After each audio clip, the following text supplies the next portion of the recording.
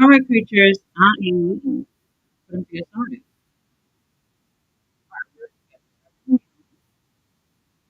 Saturday night. All right. And they have their little opening video here. We're seeing all the wrestlers that's going to be on the card tonight.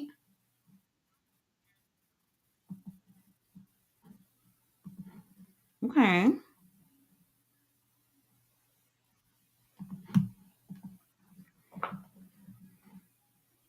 Should be a great show. Got a nice card here.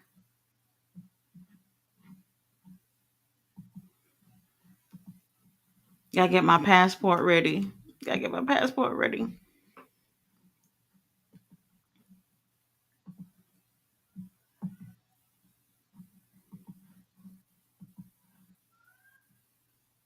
PCL, I don't know. We'll see. Matt Cardona. Daddy Ass is here. Alex Zane. Stu Grayson going for the NWA World Heavyweight Championship against Tom.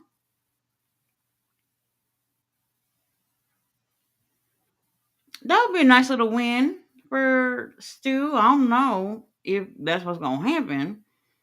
Okay, I see Gabe.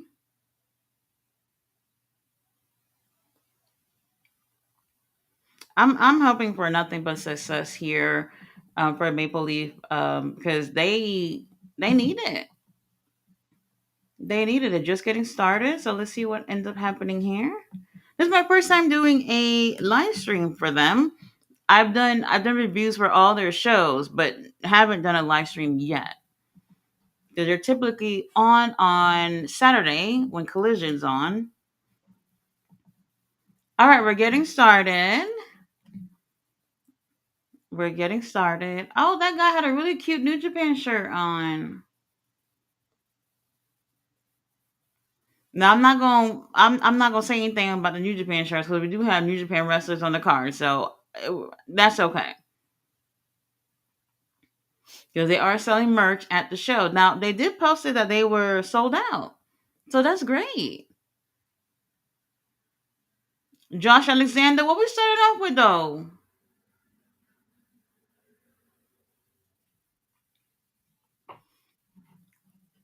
I should pull out the card so I could be able to look and see what we got going on because honestly, I don't remember.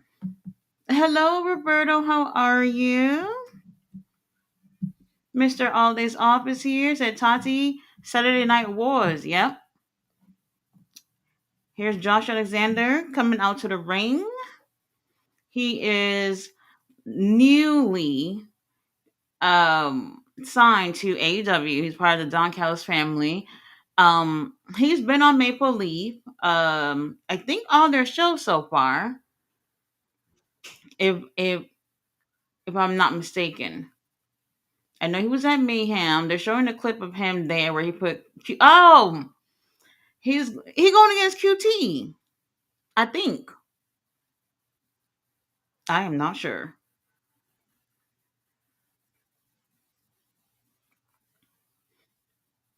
All right, QT Marshall. That's what we're doing. That's what we're doing. All right, QT coming out right now. QT, I think he's a great heel. I'm not necessarily sold on him as a character or whatever he's doing. Honestly, I don't know. Like he would have to be interesting for me. I haven't really found him interesting. Who are you coming out with? Okay, that's Sheldon. All right, you coming up with Sheldon. Why QT look like he wearing one of Cody Rhodes' old jackets? What is it? Oh, he got this like patriotic um American gear thing on because obviously they're in Canada. He's definitely going to be playing into that I'm American and I'm better than you type bullshit or whatever. They're not flying for that over here in Canada, baby. Now Josh is from Canada, right? Am I right about that? All right, the bell has rung. All right, Josh. This shouldn't take long. This shouldn't take long.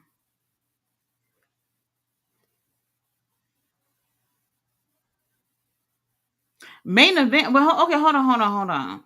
So we have QT and Josh here. They are going to also be in the main event. I know this was the main event until just now.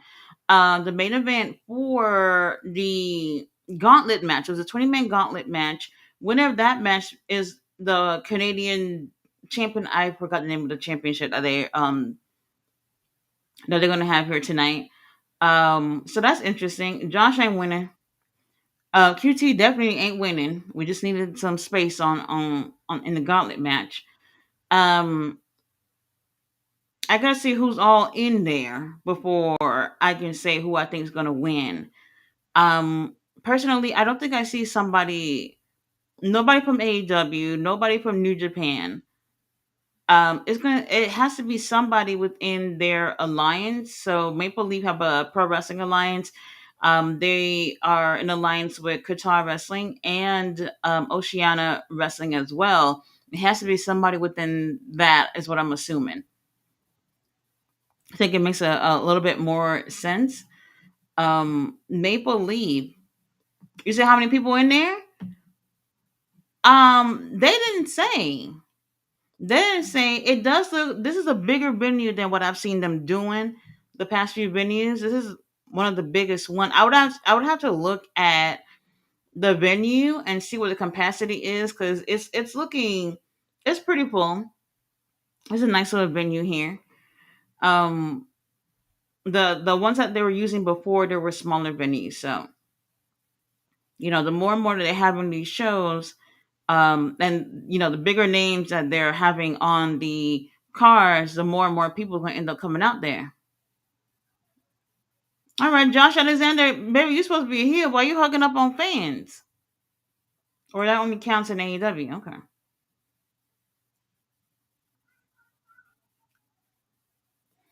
Why am I not hearing Don Callis? Ain't he supposed to be on commentary?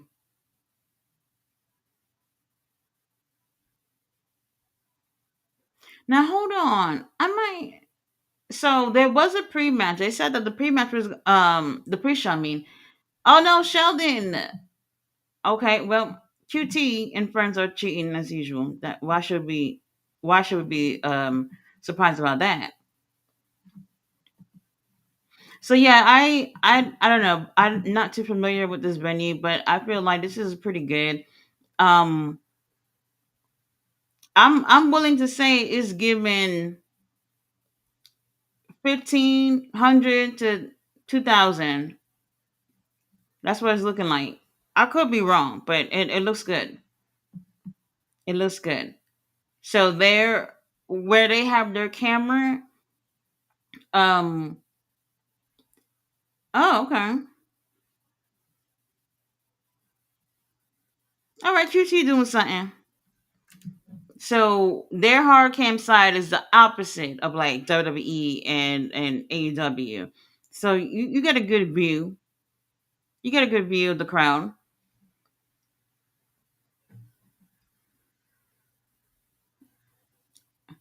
As usual, y'all know what it is when QT out here.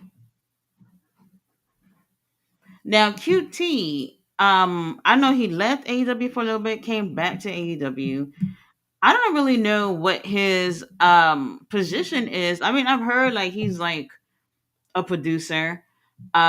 He did have a small little feud with Commander for the Ring of Honor title, not Ring, yeah, Ring of Honor TV title earlier this year, and they had great matches with each other. But other than that, like I don't know anybody who's like, oh, I'm watching the show to go see QT. Like nobody's saying that. Nobody's saying that.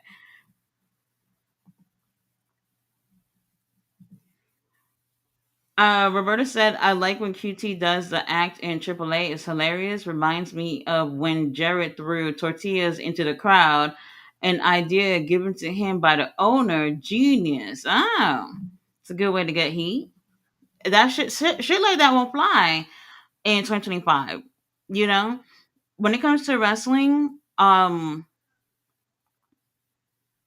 There, I mean, there can be lines that can be crossed where it's just like this is wrestling. You know, certain things I probably wouldn't go for when it comes to wrestling, but like that subtle type of racism, I'll take it. I'll take it.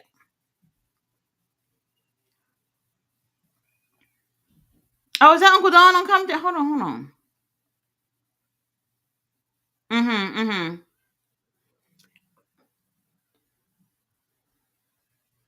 And I like how when they're doing the commentary, they are giving some history of Maple Leaf as well. Not current, but like Maple Leaf was just revived by Scott D'Amore last year. So they're showing clips from Maple Leaf from the territory days, and they're talking about former champions and storylines. So I think that's really really cool.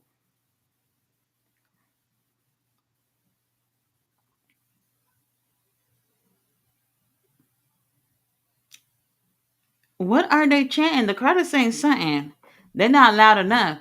So tell me how Homegirl, who was wilding out last night at New Japan Resurgence pay per view, screaming, she actually posted herself on X, and people, it was mixed reviews in terms of people saying, "Oh, you're a hardcore wrestling fan. I like that," and then some people was just like, "You literally had my ears bleeding last night." Insane, insane. I wouldn't even have told anybody that that was me. There's no way. No way. Roberta said, now that Triple H with WWE, I guess we won't see that no more. Well, who knows? They are MAGA over there. To be honest with you, I've been trying to figure out like what's their official roster because I'm seeing like different things in terms of who's on a roster or whatever. So honestly, I'm not entirely sure. I'm assuming that when QT came back to AEW a few months ago, that he left AAA. I think, and if he didn't, then he's show enough gone now. Oh,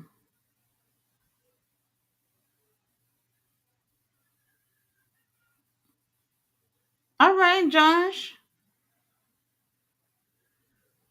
Mm-hmm. Okay, they got the ramp straight from the stage, straight into the ring. I'm not a fan of those, but we'll see how it go. We'll see how it go.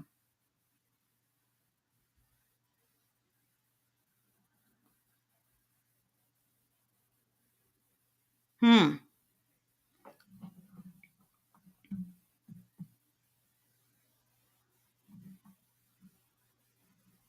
I do appreciate what I'm seeing here with Maple Leaf. One of the things that I do think that other people should try is, if you're looking to have your own promotion or whatever, I don't know in terms of money what it takes, but you got to start off small.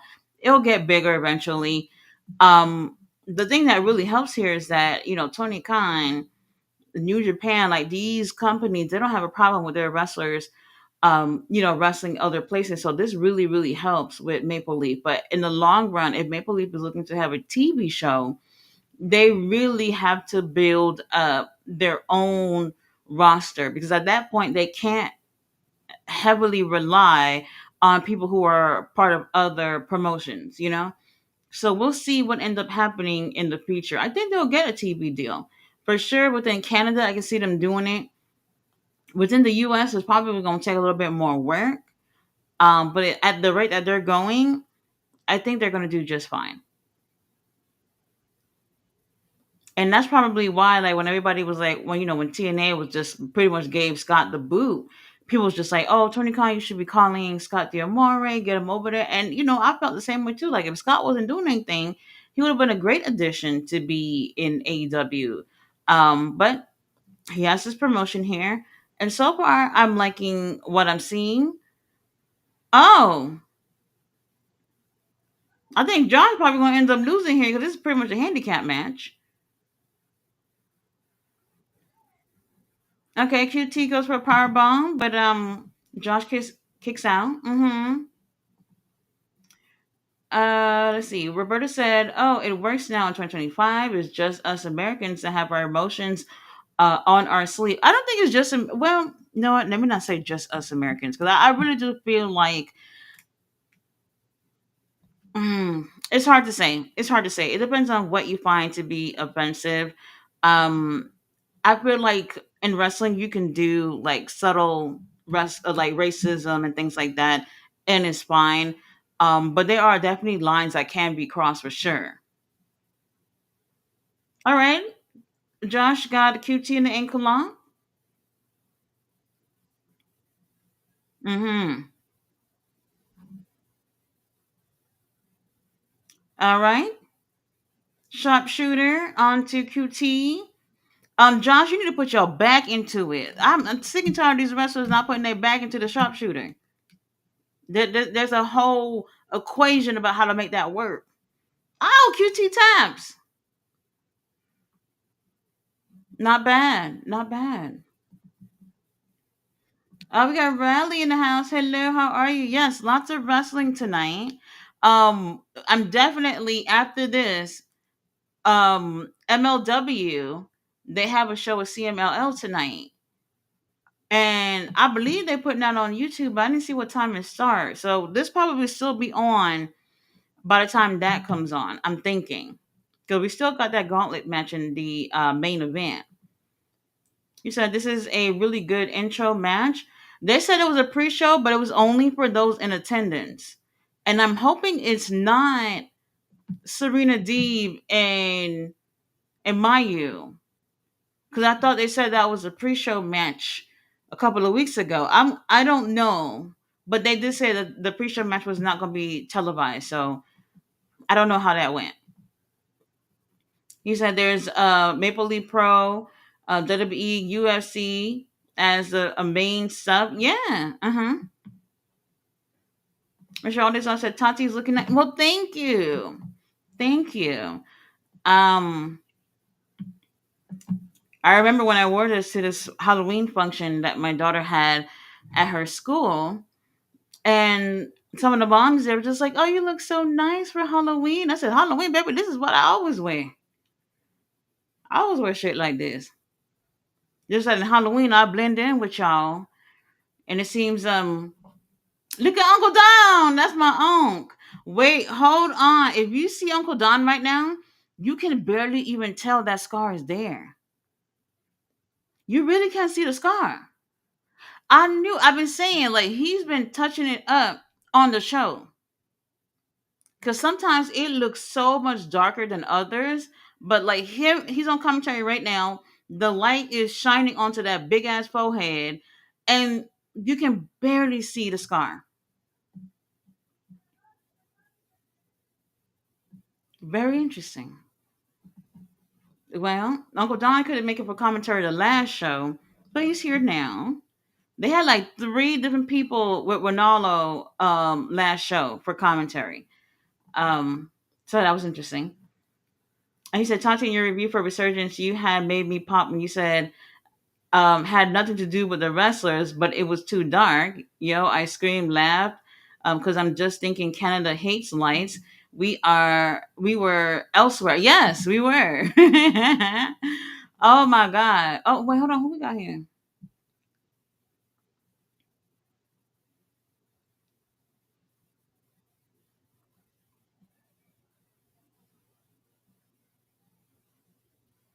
Okay, we got some legends in the house. They are they in Eastern time? I think. I don't know. They're in Toronto. I don't know anything about time zones. No clue. I really hope they get a little TV deal. I do. Now, yes, I mean the show yesterday was great. In terms of like, typically I don't care too much about production value, but last night New Japan, I don't know, too dark. The some of the cameraman wasn't ready for certain things. Um, we need to step it up. We really do. So President Tanahashi and people are gonna have to get fired, and that's what we're doing. Ah, okay. I was about to say Zack Ryder. Matt Cardona is here. He got his own little American gear thing on. Very cheesy as hell.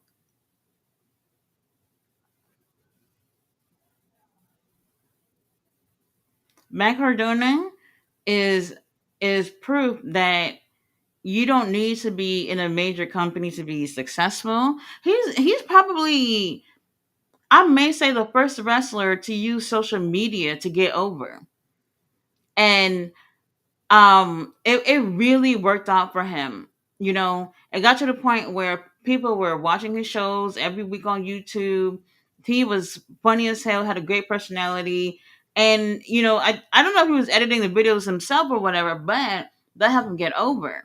And it got to that point where WWE was just like, hold on, people don't get over without us getting you over. So they try to get in on it too. And you know, he got some success with it, got a little WrestleMania moment or whatever, but it didn't really last that long. It didn't last as long as it could have lasted, and it didn't take him to where he could have gone. So, you know, he ended up leaving WWE, and there was, I think it was a little break before he ended up obviously becoming the indie god. And you know, we've seen him at other promotions or whatever, but he hasn't been locked down at any major promotion. All right, Zack Sabre Jr. coming out. We got Jonathan Gresham. This is the rematch from Bloodsport. So I don't know if you guys watch Bloodsport. Zack Sabre Jr., let me have your children. Oh my god. I don't know if y'all watch Bloodsport, but Zack Sabre Jr. and Jonathan Gresham had the best match of the night, and they tore it up. They tore it up. Now, Bloodsport, with their rules from their matches, they're different from just a regular one-on-one wrestling match. So this is going to be a bit of a different vibe. Jonathan Gresham, you know, personality-wise, you know, he born for me, but in the ring, I think he's great, and he's definitely not as appreciated as he should be. Definitely not. And he's taking his time to fold up his jacket and everything. I'm going to be ready. We are ready. So this should be a really great match. My ovaries are ready. They are ready. All right, so they're in Eastern Toronto. That's in Eastern. I said there's something about hearing the words gauntlet, rumble, and battle royal. You just now something is up. You just know something's up. Yeah, absolutely. So the gauntlet match for later on, I don't know. I don't know if Zach and Jonathan is going to be in that match, but some of the people who's going to be in other matches will also be in the 20-man gauntlet match later on tonight. All right, the crowd is up. They are alive. They are ready. And in terms of production values too, it looks great. The camera is where it should be. The lighting is what it should be. So no complaints there. That shows me that, you know, that they're on their p's and q's in Maple Leaf.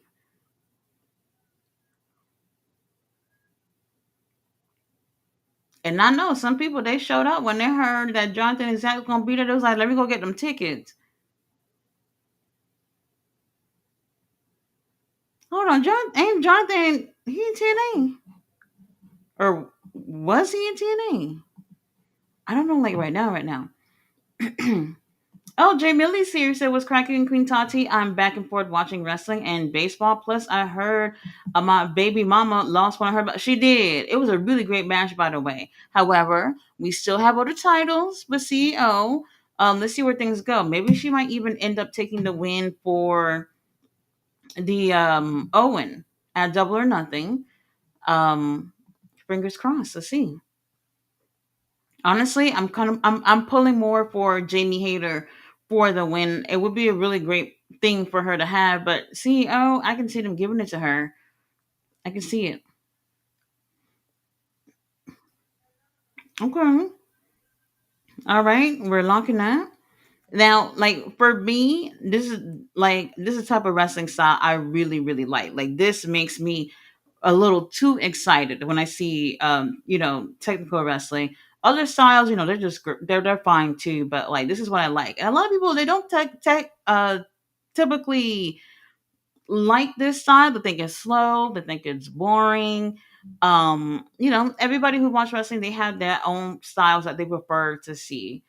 For me, this is exciting. They have great chemistry with each other, so it does matter too, like who are in the ring as well. Roberta said, "Yeah, I think Jordan Grace mishandles Gresham on the regular." Oh, really? Now I know some people was like, "Oh, Jordan goes over there. Jonathan might end up going over there," and I was like, "I don't think Jonathan fits what AEW, not AEW, WWE is looking for." To be honest with you, so I don't know where. Even if they hired him, I don't know where he will fall on that roster. To be honest, Mercedes 3 belts. Mr. All Days off. Don't do that. You said Warriors tonight. Said Knicks got trashed. Oh, on Rusev Day. Oh my god. Holy shit. Now I don't watch basketball. I mean, at some point it was interesting. I wasn't a fan or anything, but the hype was interesting. But I never really got into it. Like other sports, I never found interesting. Never found interesting, especially football. There's too much stuff going on. Okay. All right, Zach. Hopefully you focus after the fiasco from last night. I now watch that match back with Goto and Zack Sabre Jr. That referee. See, this is the thing. This is the reason why when it happened last night, nobody reacted or anything because nobody even knew that the match was over. If I'm thinking like in terms of wrestling, if two wrestlers both have their shoulders on the mat and you're the referee and you're seeing it, would you count? Would you count if you literally looking at both shoulders down on the mat? Now let's say you counted and you determined one person to be the winner, and then they're like, "Oh no, watch the replay." Both of their shoulders on the mat. Then what do? You probably start the match over most likely. Now, obviously, when that ended up happening, nobody thought that there was a winner because both their shoulders were down. And then referee goes to the ring announcer, tells him what's going on. Now, here's where there was a disconnect because the ring announcer, who also speaks English, was speaking only in Japanese. So nobody knew what he was saying. So people didn't even know the match was still over until Zack Sabre Jr. snatched out the referee and almost killed him. We had no clue what was going on. So, this is one of those situations where they didn't want either one of these guys to take the L. Okay, Jonathan, we see you. I wonder what's his height because he looks so small in front of like he's muscular, he's big, but he's short.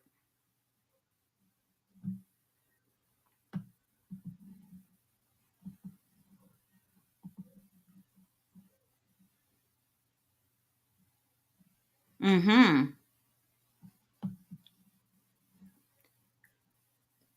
So I guess it's not looking good for some of y'all basketball teams. Well, what time Backlash start? I thought it was been starting. I figured it was gonna start the same time as this show. Now after this, I'm pretty sure MLW is still gonna be on, so I'm gonna check that out, see what it's given.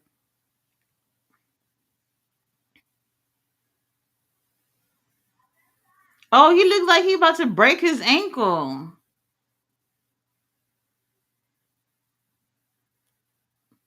Okay. I love that cute octopus logo he has on his boot. He weakening the ankle, which is a good strategy, so you can keep him off his feet. Really good strategy. Wait, hold on. I'm seeing something. Let me catch up with the comments. Mm-hmm. Mm-hmm. Mr. Rodriguez also said Mercedes is the Beyonce of wrestling in her interview after New Japan. What interview with Denise?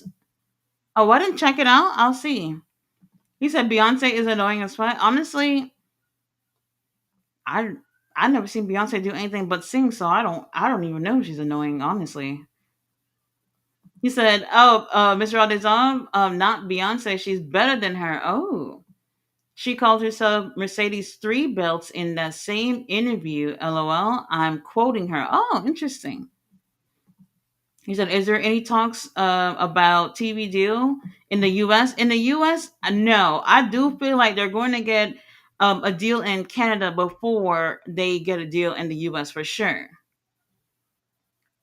They and whatever I don't want to say whatever the offer is to take it, but they need it. They need it. And like I was saying earlier, whatever the TV deal is once a week, whatever the situation is, like y'all need to get your roster together. Whoever's on your roster, like y'all not gonna get Zack Sabre Jr. on a weekly basis. Jonathan Gresham, I don't even know who he signed to. Y'all not gonna get him on a weekly basis. So y'all need to have y'all key players that are gonna be representing Maple Leaf. So later on tonight, when they crown the women's Canadian champion, Giselle has to win because she's going to be dedicated to actually being there over Kylie Ray. And then for the gauntlet match, I need to see who's all in there and see where that's going, and then I can see who would possibly be the best winner for them. So I'm not sure. All right, Zack Sabre Jr. laid out outside, catching a little breather as the referee counts. That's what I'm saying. He coming into this match after that match he had with Goto last night. Jonathan Gresham fresh.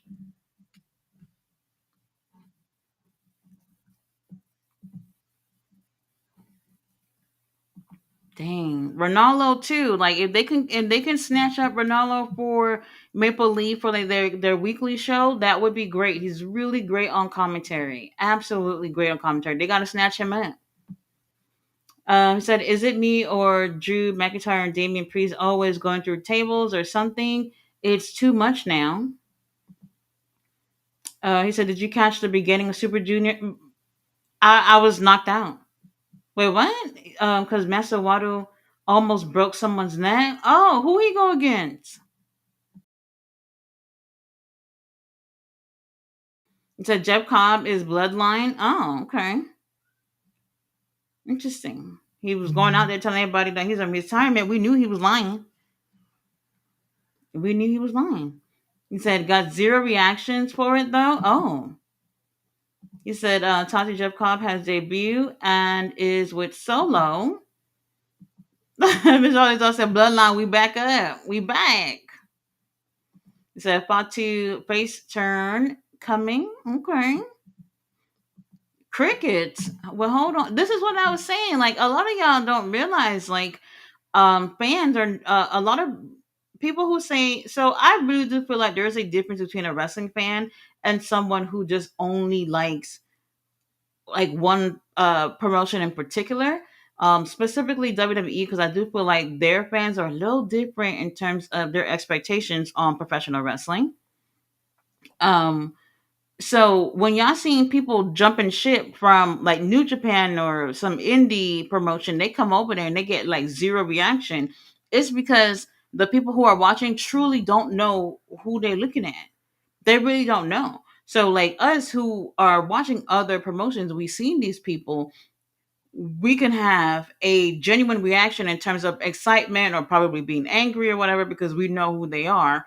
So that's unfortunate if it was crickets because Jeb is a really great wrestler. He really is.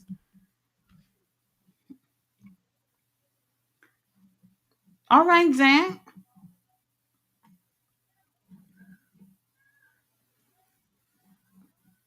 Jonathan is great. Now, Jonathan, I don't know. I gotta see. If he's not signed anywhere, they could be using him within Maple Leaf as well. Now, I'm not gonna lie. I feel like they did him dirty when they got Ring of Honor because when Tony had purchased Ring of Honor, the champions were Deanna Purrazzo with a women's title, and Jonathan Gresham had the Ring of Honor world title. And honestly, I think they should have kept it on him and just see where it went. And they didn't do that at all. They were ready to keep it moving. They're ready to keep it moving.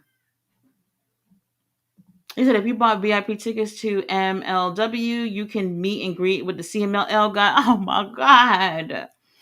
Is that the show that they're doing in Chicago? I I know they're going to be in Dallas. I think September or something like that. I mean, I'm gonna check it out and see if they're gonna be over there because that's the thing. When I went to the New Japan show, they weren't doing a meet and greet. But then again, a lot of the wrestlers were over at the convention the next day doing meet and greet. So I guess I could understand. Hey, why he pulling on Zack like that? Now he twisting and twisting his ankle. Well, Zack did do the same thing to him earlier, but that's besides the point.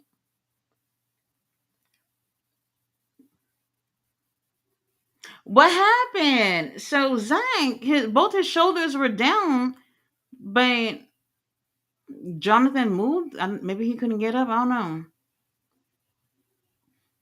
All right, we twisted necks and everything.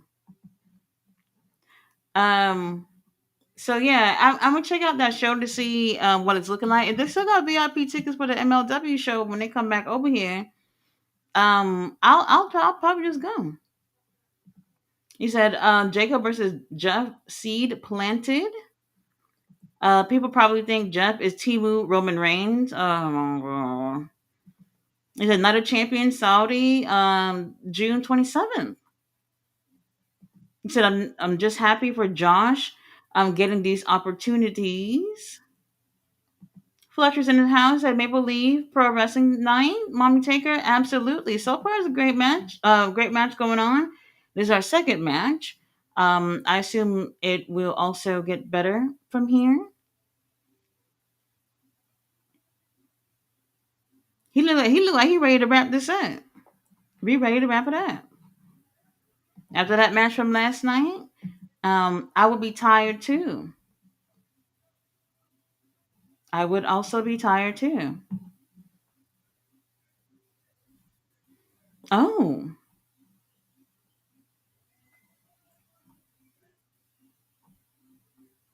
mm-hmm. Yeah. See, their match is still really technical, but slightly different in terms of their match at Bloodsport a couple of weeks ago. Um, I don't know what the time limit is, but they definitely gonna push it. They're definitely gonna push it. Jonathan is holding onto that arm. He in pain. Honestly, like if it was me, I'd be like, "What am I? I'm gonna wrestle Jack Sabre Jr. again." No, thank you.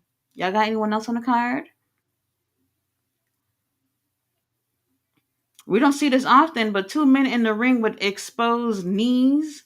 I'm not a huge fan of seeing knees in a wrestling ring. Not a huge fan of it, but okay. He's stepping on both of his hands. Oh my god. Oh my god, he stomped on them real hard.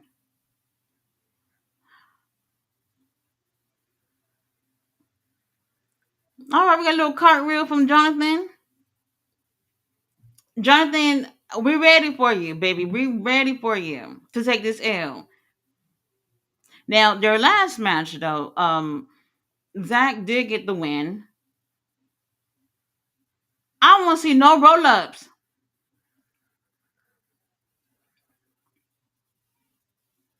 Oh my god. Please don't roll up.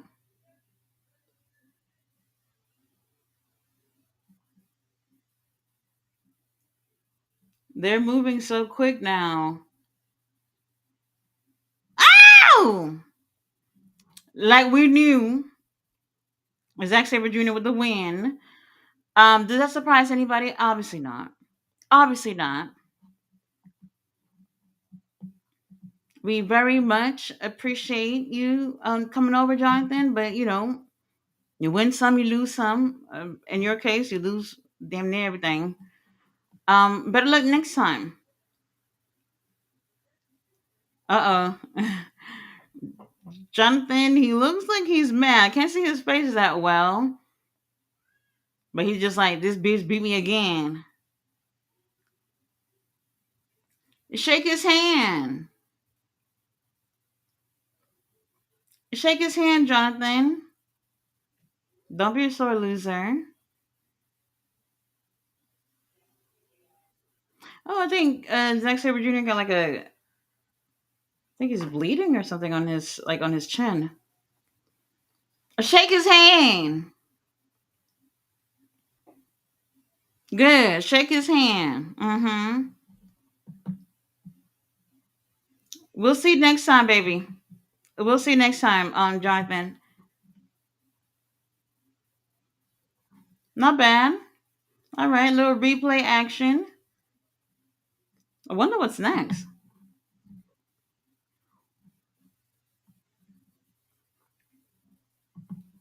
You see, like that's what kind of happened yesterday. Sort of like how he ends up losing. Okay, Josh Alexander back there doing the interview.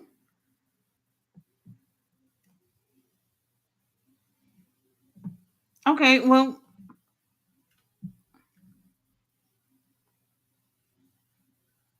okay. John said his shoulder hurting after that opening match, but he's still gonna be pushing through the gauntlet match.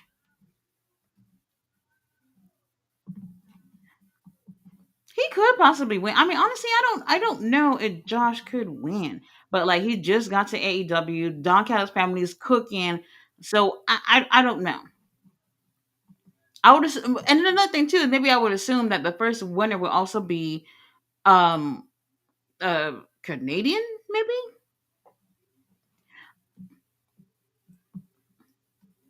Mm-hmm. That's right, Josh. Get you ice pack and suck it up. Fletcher says people think Jeff Cobb is Rhino Jr. Oh, oh. Jay Billy said the WWE bubble. Roberta said yes. Toxic WWE fans only like WWE. They just see it as some guy messing with Jacob while aligning with Solo. Fletcher says, Mommy Taker, I think Tony Khan is adding all this talent to the Don Callis family to have them turn on Takeshita eventually to make Takeshita a baby face. Oh no! Oh no! Well, I haven't necessarily I haven't thought that far.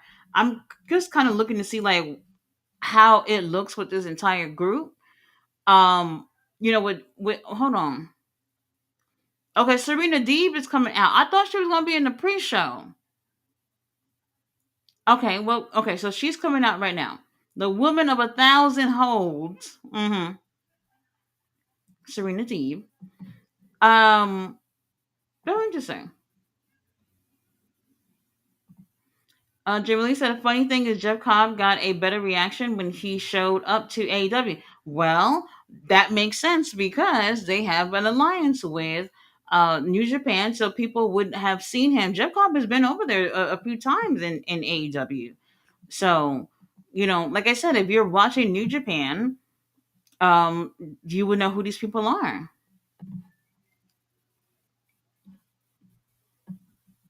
But Miyu Yamashita is coming out right now. She had a match last night with Indy Hartwell for the HOG women's title. Indy won. All right. Interesting. Interesting. Roberta said the VIP for MLW is tonight. Check it out. Maybe in your town too. Well, when I did check out, I went to see if they had VIP. They did have VIP, but I didn't see anything about them mentioning about a meet and greet. So the VIP, it gets you front row. But I didn't see any details about a meet and greet because that's what I'd be looking for. Things like that. Because promotions should do stuff like that more often. Some of these, I mean, WWE, I don't know if they do it. This is something that AEW have done in the past. They stopped doing that, and then they started again but they're doing it a little differently now. So like if you want to sit in the first, I think 4 rows or 5 rows at a AEW show, you have to pay VIP prices, and you also get to come to the show early and meet wrestlers, take pictures of the ring and on the stage, and all this other nice stuff that comes with it. So we'll see how that works out. Well, we got the ladies in action: Serena Deeb versus Mayu Yamashita. This should be really good. I don't know if they've ever had a match together. So I'm hoping for something really nice from these ladies. Robert Brown's in the house. Hello, how are you? You said Fletcher, have him run the Callus Gauntlet. I like it. Roberta said AEW fan base is different. They are the true IWC. Crazy how it's two different crowds, but loving the same square circle. Um, that's a true statement, but not entirely. Because like I do feel like both promotion provide something really different, but I feel like even within the AEW bubble as well, there are people who feel like they have to be loyal and be soldiers of AEW or whatever. Like I mean, wherever I feel fit that to defend AEW, I would. And then wherever I'm just like I agree with you, I agree with you because it is what it is. Like there are people who will um people that I personally see that have nothing but positive things to say about AEW. And I'm just like, so like everything's perfect to you. And they're like, yes. And I'm like, that's a motherfucking lie. Like, I don't know what is perfect out there. WWE fans, they do the same thing too. I think you can like a pro wrestling and not feel like you have to be loyal to one particular company. Like if you love pro wrestling, you can enjoy it anywhere. Now some companies probably not as entertaining as others. That's your preference, but like you can literally tune into another promotion that you probably never seen before and find something that you like if you like pro wrestling. Oh, and another thing that was so funny was when the whole thing with Javon Evans and Ricochet happened the other day. Somebody said, "Oh, Javon works at NXT. Sean never did drugs." And I said, "Oh, so you started watching wrestling yesterday? Okay." I've never heard a soul say that Shawn Michaels never did drugs. Cause y'all know that's a motherfucking lie. Motherfucking lie. I couldn't even believe it. Couldn't believe it. So like y'all diehard WWE fans and y'all don't even know the history. Like, come on now. Wild. All right, Serena Deeb. See now Serena Deeb is another great technical wrestler as well. She is also in the Ring of Honor Women's Pure Tournament. They haven't announced when that's going to start, but she is one of the names on there, along with Deanna Perrazzo, Queen Aminata, Layla Gray, Taya Valkyrie. Well, Taya Valkyrie, I don't know, because I know she got injured and they pulled her out of um doing CMLL a couple of weeks ago. So I don't know where she's at right now, and if she's going to participate still. But we don't have a date yet for when the tournament actually starts. I can see Serena D making it at least to the finals, and I would say preferably with Deanna Perrazzo. Now, I would love for our girl Queen Aminata to take a win and get a title on her. I really would. But like in terms of pure rules, like Serena Deeb or Deanna fits the bill when it comes to that title. So I would like to see how that play out. Dang, she kicking the shit out of Serena Deeb. Oh, prayers for Serena. She might win, but this is not going to be an easy fight for her at all.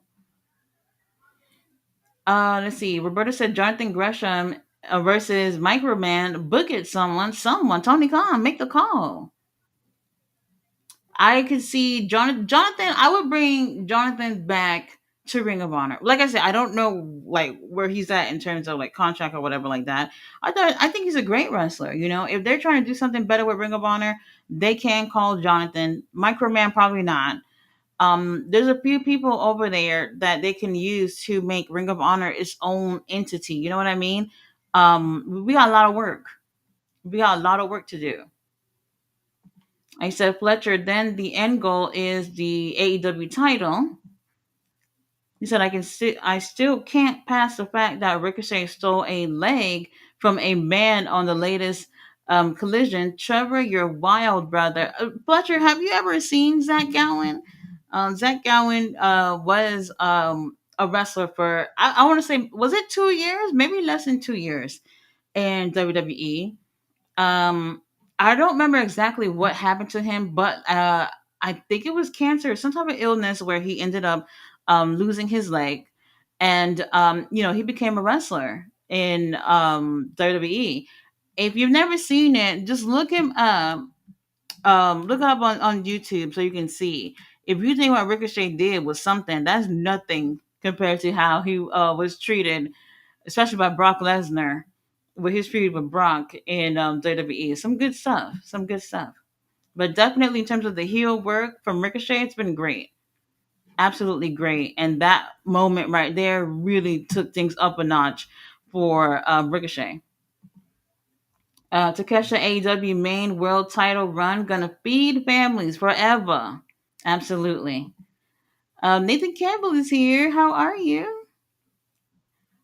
Roberta said he had to have just seen that in your house when Diesel did it, just really drive it home. When he does it, LOL, it was so good. He said, "Oh damn, it's Becky Hogan or Terry Lynch." Oh my god, what the fuck? Pleasure said it was so funny because on WWE 2 weeks ago they had Montez using a leg to hit someone, and now AEW took it to the next level. Have a wrestler steal a leg in the middle of the ring. What, the IHOP match of the night? Don't do that, Jamie Lee. Don't do that. Serena Deeb, I think she's a great wrestler. Um, I know this might seem stereotypical to say, but technical wrestlers tend to be on the serious side. Even like in terms of their personality, they tend to be more the serious type of wrestlers. They're not typically outspoken. They're just the types to just go out there, get shit done, and leave. And ain't nothing wrong with that because depending on how great of a wrestler you are, that can work out. But we are at that point where as a woman it's not necessarily enough. It's not enough, especially when you have a lot of talented women on the roster and not enough TV time is given to the ladies. Her having a more interesting personality would help along with how great she is in the ring. But you can't teach people how to have a great personality. So it's gonna take a lot. A neck breaker on the road. Oh my god. Well, this could be the beginning of the end, so we'll see where this go. But I like her in the ring. The personality she has zero, absolutely zero personality. Fletcher says Zack Sabre Jr. He said I was hoping Jonathan would have signed with AEW, but he decided to go to TNA instead. If I remember correct, the situation from what I remember, Tony Khan did him wrong with the title, with the Ring of Honor title. Um, the first show that who he went against? Who took it off of him? Not Chris Jericho, was it? Somebody gonna put in the chat. I'm trying to remember. I don't think it was Claudio. Was it? Was it Jericho? Um, whatever the situation was. Um, what ended up happening was they took the title off of him. What they could have did was they could have had him to be the champion. I don't think that he really saw Jonathan as whatever they were looking for within AEW, and they end up taking that title off of him. Like if you go back and watch that match, that was Super Card of Honor. Is that 2022? 22? Maybe it was 22. And when he comes out, you could see it in his face. Like you knew he was losing. He looked so angry coming out there. And I was like, whoa, something about to happen. I don't think he's gonna retain. And I think like it was that situation where it's like Tony Khan has bought Ring of Honor and he wanted to make it his own, and that included on whoever had titles over there previously are going to lose those titles because there's a lot of people that he didn't call back. A lot of people did not get that call to be part of this new Ring of Honor. And Tony Khan made it a thing where it's like we're gonna get a couple of y'all from over there, but we're going to incorporate our AEW guys on there as well.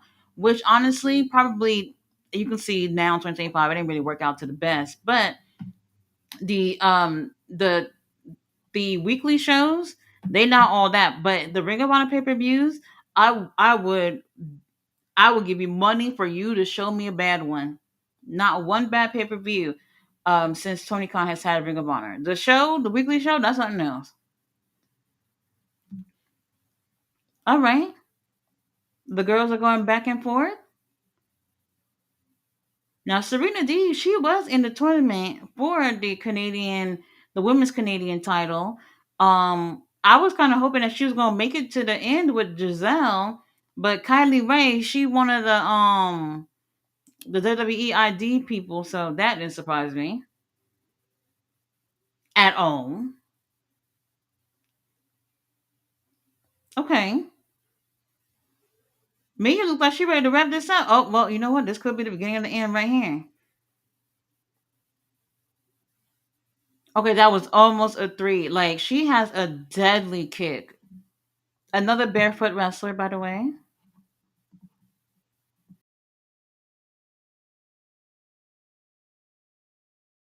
Pleasure said yes. Gresham was pissed about what TK did to him in Ring of Honor. Uh huh.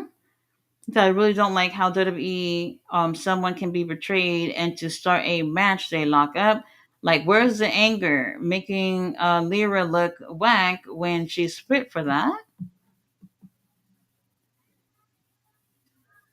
Okay, they're bringing it back into the ring.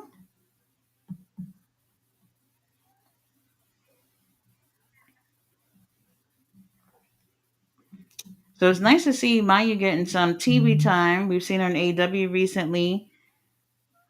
Oh, they almost hit the referee. Oh, Serena about to wrap this up.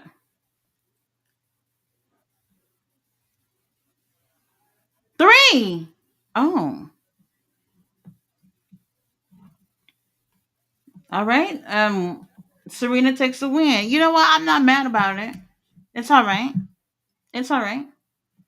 Quadra says Takesha with the New Japan open weight title. Josh with the MLP Canadian title. Well, I can see it. So here's the thing. Right now they don't have the TV deal. It looks like I think their next show is gonna be in June or July. Can't remember which one. But we'll have another show in a month or two. So even if Josh were to win, it's not a bad thing because he's not expected to defend it regularly. All right, Serena with the win. She could be getting more TV time on AEW. But Tony Khan got other plans.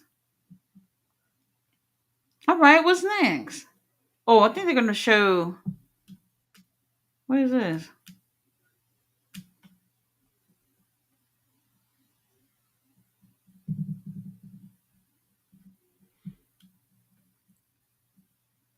Oh, okay, their next show is July 5th in Quebec, Canada. Mm-hmm.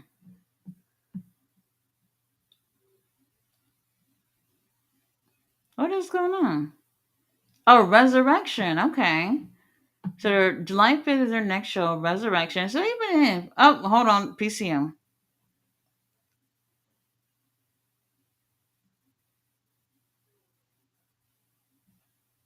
Mm-hmm.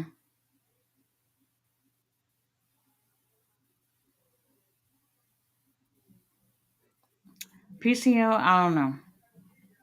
I don't know.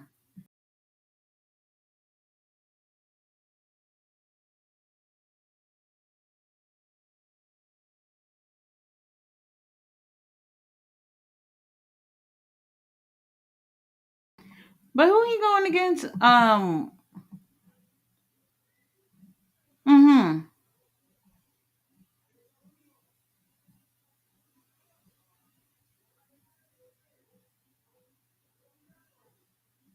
Well, he said he gonna win. Um, so he just apparently he just got a title from somewhere. He didn't say. Um, and he looking to hold another title with winning the gauntlet match tonight. Baby, you not winning that.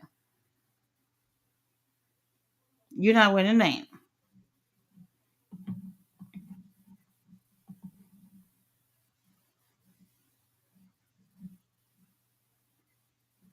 Mm-hmm. All right. Roberto says Yamashita versus the Professor. Let's go. So does it me or Takesha give me Undertaker vibes the way he just moves and shit? IDK man, he gives me that vibe inside of it. Well, because he's a big dude. Okay, what's next? Okay, here we have the War Dogs versus the Good Brothers. So David Finley is teaming up with Drilla Maloney to go against the Good Brothers. Okay. War Dogs are coming out first.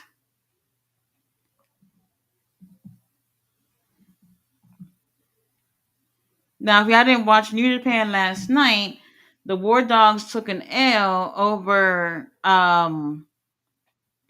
the Elite and the Good Brothers last night. There's a lot of shenanigans going on. Oh my God, Judah Maloney, Lord, he ain't got no business looking that good. Oh my God. They're making their way out to the ring. Fletcher says Levesque wanted to give Kevin Knight a WWE tryout. Meanwhile, Tony Khan gave Kevin Knight, Jay White, Osprey, and Okada less than 2 months. Well, that's the thing.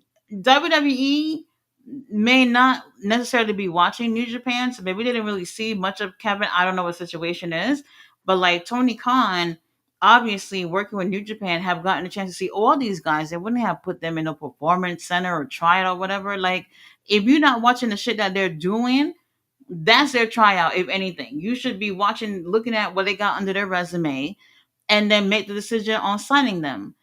Tryouts. I don't think every wrestler need a tryout. All right, here come the Good Brothers coming out.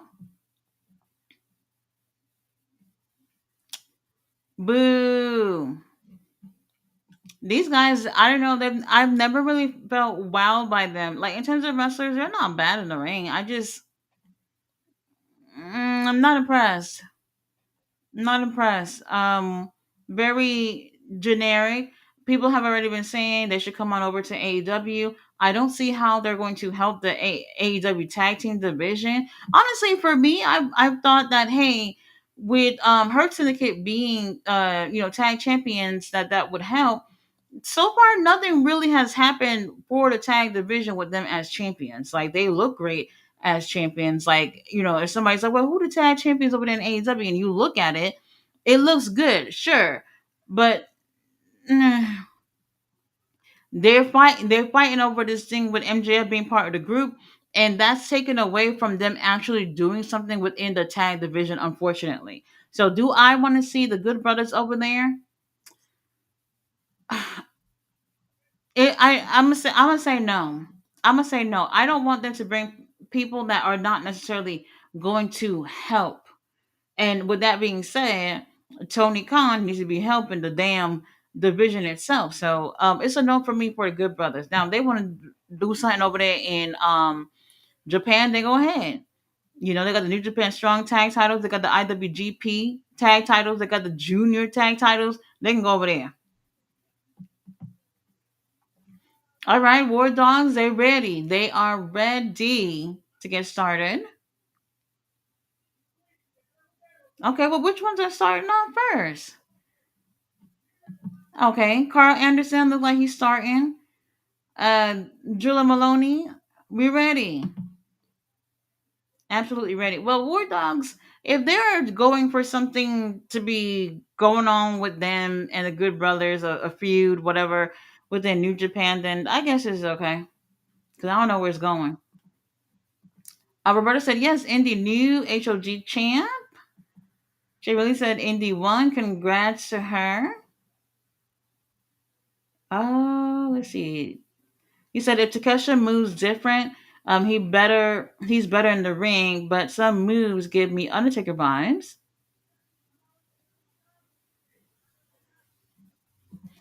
Jim Lee said I would go on a rant if Becky wins. Fletcher said Ricochet with Callis or Ricochet in the Elite. Um, I think he can fit. Maybe more with the Elite, but I want to see what he can do on his own because I really do feel like um he's been doing really well as a heel. I don't want him to get lost in some group. I don't want him to get lost in some group. Now maybe he can have like a little friendship with them and where he's not particularly part of the group, using them to their advantage because I don't know if y'all been paying attention. Since the Young Bucks came back, they're kind of going back to the EVP thing, like they running things or whatever. Not heavily, but they did mention that when it was them and Swerve, like two collisions ago, some shit like that. So they're definitely gonna be playing into that. We're be the EVPs and we got some type of pull up in here, whatever, and that could come to an advantage to Ricochet. But Ricochet, I think he's been doing. Hey, what Ref? I'm gonna need you to keep all your eyes open and pay attention. Okay, so both teams are slightly cheating a little bit, but that's okay. Oh, okay. Well, we got both teams fighting outside the ring. Oh my God, Julia Maloney, Lord have mercy. They fighting outside the ring. Referee is counting and saying, "Y'all need to get your asses up in here." Okay. I'm looking at the ramp. They don't even got steps to go down the ramp. So I want to see no foolishness about anybody getting hurt with this ramp situation. Y'all know what happened. That's what happened to Adam Cole. Remember when they had the ramp coming from the stage directly onto the ring? That's exactly what's going on here tonight. This is the first time that they're doing that here in Maple Leaf. I've never seen them do this before. Um, so with them having a gauntlet match and that could potentially be an issue later on, but safety first. Dan Gallows is big as hell. I think he's the biggest one in the ring right now.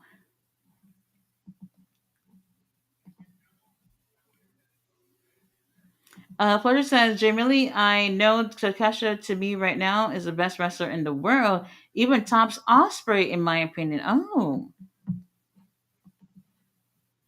not bad, not bad. Osprey, I think he's amazing. Takesha is amazing too.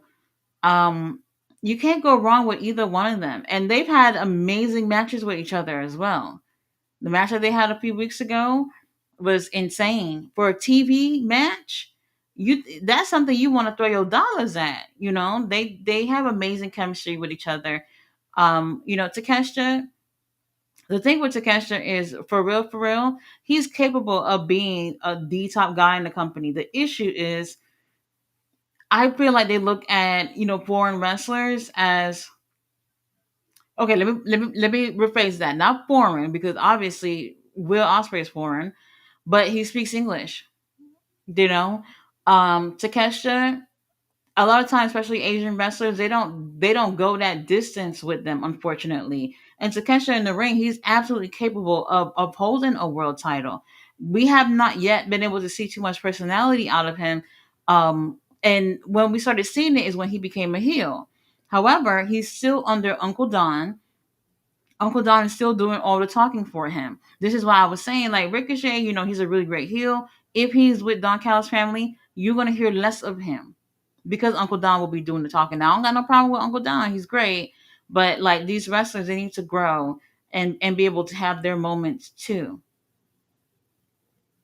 All right, Carl Anderson gets into the ring with Drilla Maloney. From the back, Drilla looks like young Rock, like 2000. 2000 Rock. Crazy. Mm-hmm.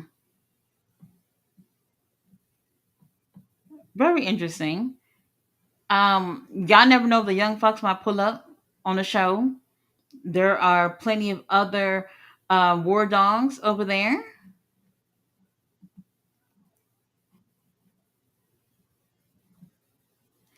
He said Ricochet just has all the cards. He's great. Ricochet. I feel like a lot of people don't like him simply because he went to AEW. A lot of people are fucking selling their kidneys to get a contract at WWE, and he and Samantha left, so people are not happy about it. And honestly, I don't know why that should be getting people mad. And when you look at it and see how well Ricochet's been doing within AEW, it looks like he made a better decision for his career. You know, WWE is not just some label. Like, not everyone who goes over there have really great careers. You can leave the company and do better somewhere else. Because what would he have been doing right now if he was still over there? God knows. All right, everybody's scrapping outside the ring. All right, Drilla and Carl are back into the ring. Oh my God, Gallows is killing David out there. Now I want the War Dogs to take this win because they took a major L last night. I ain't like it. Fletcher says, if I may ask the chat and Mommy Taker, with your top five currently active pro wrestlers, inside ring ability, male or female. Active, Zack Sabre Jr. number one for me. Takesha number two. Um, oh, damn, just five. Well, those are my top two for sure. For sure. Lord have mercy. In ring ability only, you mean?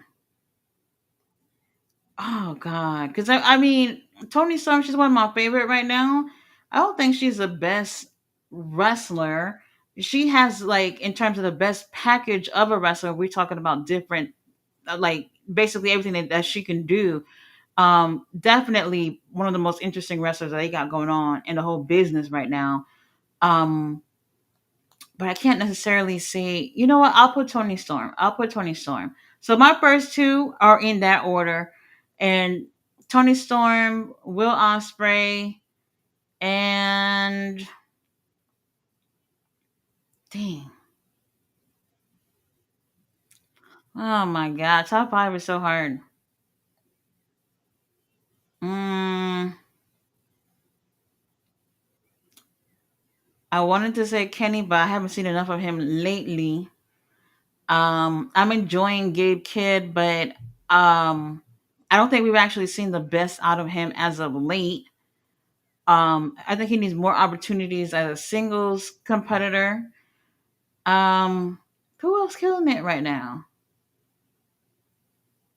I could have said Okada, but he barely in the ring. He in the ring like once a month, but he's capable of being in anyone's top five for sure. All right, Ref, I see you on your P's and Q's. Um, Damn, so far I only got top four that I can say confidently without really having a debate about it. If Danielson was still in there, oh my God.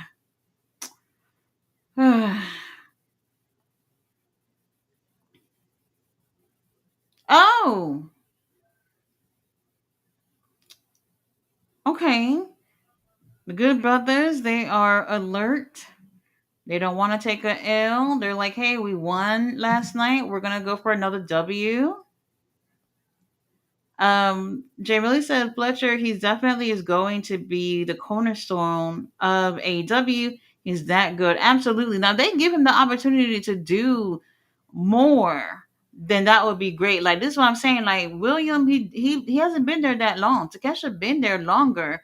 And you, like, this is one of the situations where he's surpassing a lot of people. since he's been in the company. This is what I'm saying. Like, there's a lot of really great wrestlers in the company, that's been there since for years, but they're not getting the opportunities that they should get, unfortunately. Oh, nice super kick from Drilla. Oh, stunner by David Finley. Let's wrap this up, David. We didn't really spend too much time on this. Oh, okay. Carl and Drilla, they are fighting on the ramp. They look like they're making their way to the back. I don't like when they do that because, oh, never mind. Everybody on the ramp. Everybody on the ramp. Now hold on, referee. Now is he counting? Okay, referee is gently telling them to get back into the ring. Don't tell me this is gonna be a double count out.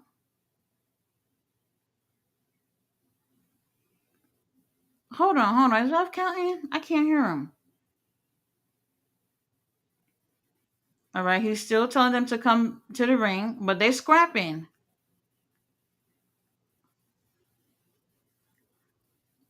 Why are they making their way to the back? They're going backstage. What is going on? Wow. Double count out. The fans booing. Oh, they're not happy about this. They're not happy about this. Um, what? They're not happy about it. Double count out. I. We didn't really need to do that.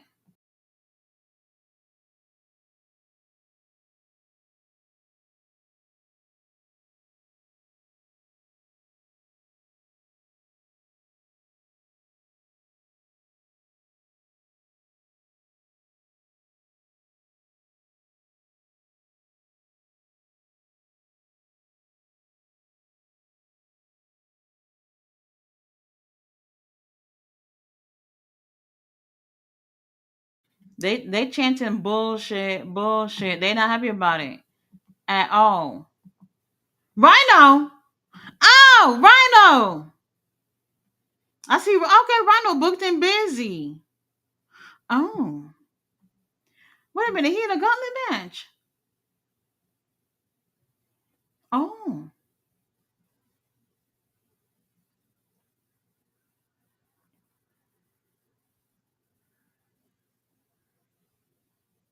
Oh, he said I'm giving everybody a go and I'm gonna win that title. Okay. Well, I didn't know Rhino was gonna be here. Not bad. So he's gonna be in the gauntlet match. Now I'm assuming they announced that everybody who's gonna be in the gauntlet. Not bad at all. Not bad. Like I said, he booked and busy. Booked and busy. Oh, hold on. The NWA title match is up next. All right. Let's see. Jamie says Serena should have shaved her head again. She was more entertained that way. So I will say this. Serena, I don't know if she would have looked great with the bald head. She's definitely a hell of a lot smaller than when she was in straight edge society, and it looks better with the bald look. I don't think she would be given that type of energy if she was bald now. No shade. Fletcher said my top five: Takesha, Osprey, Zack Sabre Jr., AR Fox. I know, but he's that good. He is AR Fox. He's one of the best. AR Fox has trained a lot of the wrestlers that y'all see in the ring right now. He's not had that opportunity to be up there. And when I'm looking at him in the ring, yeah, and y'all been seeing him these past few weeks, how the fans are going crazy for AR Fox, and it's just like as a booker, are you not hearing how people are really liking this guy? Give him more opportunities, not just to lose, but give him opportunities to be in the mic, give him opportunities to do more things, and more people will be able to see him, and y'all can move him up on the card. A lot of people who are just on the card, not moving anywhere. And honestly, when people end up leaving, I'm not even. I'm. It don't surprise me at all. He said, I'll add Rollins, Io Sky, Stephanie Bakir, Statlander, Willow, and Bianca. Statlander, I really enjoy Statlander in the ring. Honestly, you know what? My top five, I would put Mercedes. I would put Mercedes in my top five. Um, Not just what she's done in the past, but what she's been doing as of late. Since she's left WWE, I've seen every single one of her matches, and I've never been disappointed at anything in terms of her in ring work. I think she is a really great wrestler, which is why I was surprised she lost that title last night, because I was like, I think they're gonna push her to be. When it comes to wrestling, the belt collector thing is not something that happens often. It doesn't happen often. So, I thought they were gonna try to go almost all the way with her if they could have in terms of being a belt collector. So, I would definitely put Mercedes up there. She has done amazing. She's great, absolutely great in the ring. I like her a lot. Bloody says Sean never did drugs. Let me tell you something. The new wrestling fans, they don't know. They don't know Uncle Sean like we know him. They don't know. Shawn Michaels has lost his job in WWE because of drug use. Okay, so that bullshit that they talking about, Shawn Michaels never did drugs. Come on, we got Anubis in the house. Hello. Fletcher said, I've never seen Zach before. Trevor stole his leg, Mommy Taker, but I've heard Brock Lesnar used to kill that guy. Absolutely. Absolutely. So, I mean, I'm trying to remember exactly what happened the first time we seen him in WWE, because I was like 20 something years ago. But it was I guess similar situation where he got into the ring. Was it Brock pulled at his leg and the leg came off, and everybody was like shocked because it was like a one-legged man in the ring. Like, what the fuck is going on? So during that time, this is stuff that we've never seen before. So it was absolutely shocking to see. I did see some reaction videos of people who were watching Collision when that happened. Was that Collision or was that Dynamite? Whatever. And they were shocked to see that too. To see it for the first time, I can see the shock value in that. All right, Tom Lattimore is here with the NWA title. He is putting that on the line against Stu Grayson. Stu Grayson is another really great wrestler, Canadian wrestler as well. Um, he was also in Dark Order. He was in Dark Order. He ended up leaving. He came back. When they brought him back, he was in Ring of Honor. Instead of joining the Dark Order again, he joined the Righteous. I don't know if y'all remember that, but that was so good.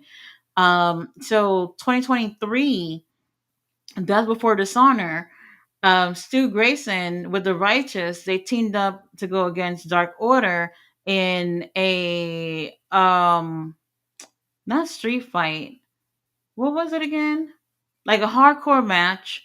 And this is probably the first time I ever seen Legos in the ring. When they brought the Legos out and put them in the ring, I said, you know what? That makes sense. If you don't have kids or little brothers and sisters or something, and you've never stepped on a Lego, you don't know what I'm talking about. Legos are dangerous. Absolutely. All right, Tom. Tom, you're not getting a cheer from me at all. Oh yes, there we go. Jimmy Lee said Lesnar did it in front of his mom too. I just remembered that part. Damn you, Brock. Mm-hmm. Fletcher says Tony Khan to put a title on Ricochet, brother. Oh, absolutely, absolutely. Let me. I'm gonna say this. Like, I'm sorry, Adam Cole not doing it for me. I feel like the company really want people to like Adam. They want him to be one of the top guys. But what has he done? What has he done?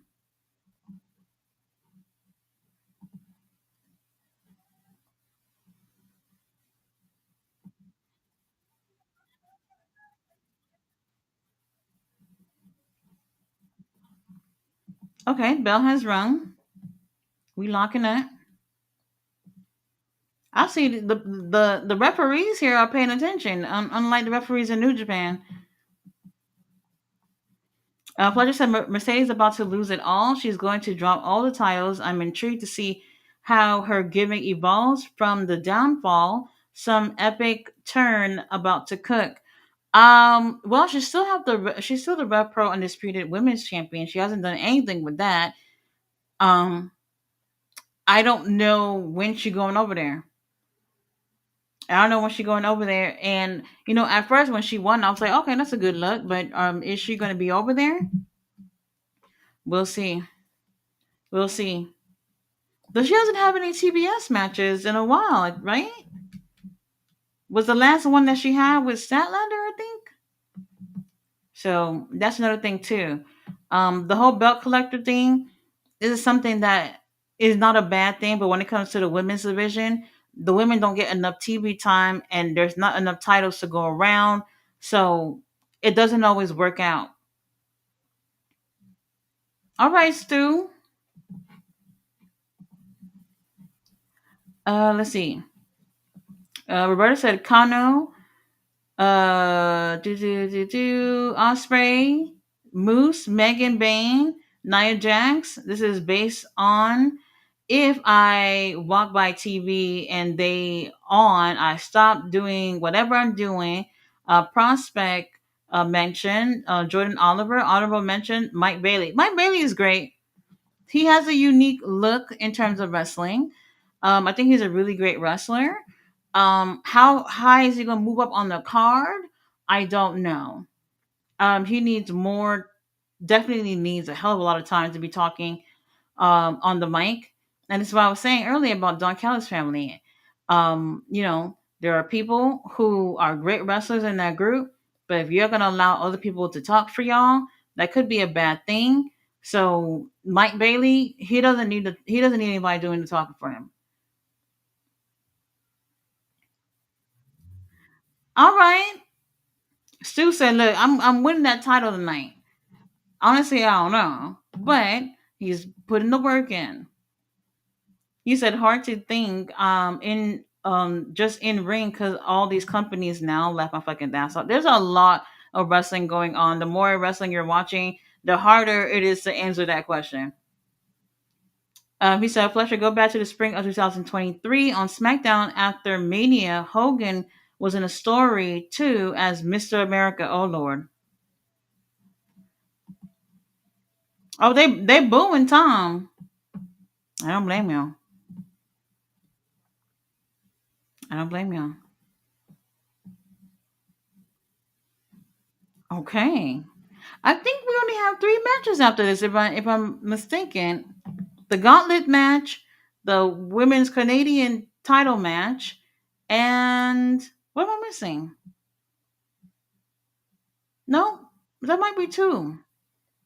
Might be two left. Roberta said, "When does she loses belts? When she loses belts, she's going to do the broke Baron Corbin character." Oh my god! No, I don't think it'll go that far. I don't think it'll go that far. Wait, he's supposed to be on here too, right? Tom Prescott, is that his new name that he's going by? Forgot his name. He's supposed to be on there too. I don't know about this title going anywhere because we're already going to be having new champions tonight anyway in the Gauntlet match and for the Canadian title for the women's Canadian title. This is the inaugural championship match. So whoever wins that is the first person to hold it. So I don't know about the NWA title going anywhere.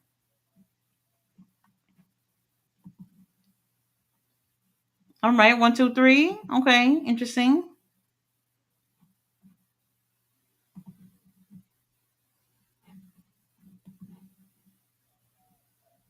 Mm-hmm. Okay, so we do have the Gauntlet match. Now I know what I forgot. Gabe Kidd in a three-way with Mike Bailey and Michael Oku. So that I'm thinking is after this, and then maybe the women's Canadian Championship match, and then the Gauntlet match for the main event. The flow of the show is going really great.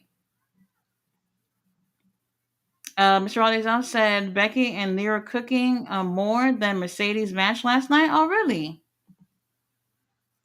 Jamie Lee said Zach had a arm wrestling contest with Ben Stu. Oh my God. Well, thank you for reminding us. Unfortunately, Roberta said, "Oh yeah, Zach came to wrestling when a new class that took over. We were being introduced. LOL. Not just Lesnar. I believe Big Show handled him too. That was such a long time ago." He said, "Nice long match here for Serena Deeb and Mayu." He said, "Sorry, Tati. Feels like you became all in one wrestling stream tonight." Yeah, I see that. I'm not surprised. Not surprised.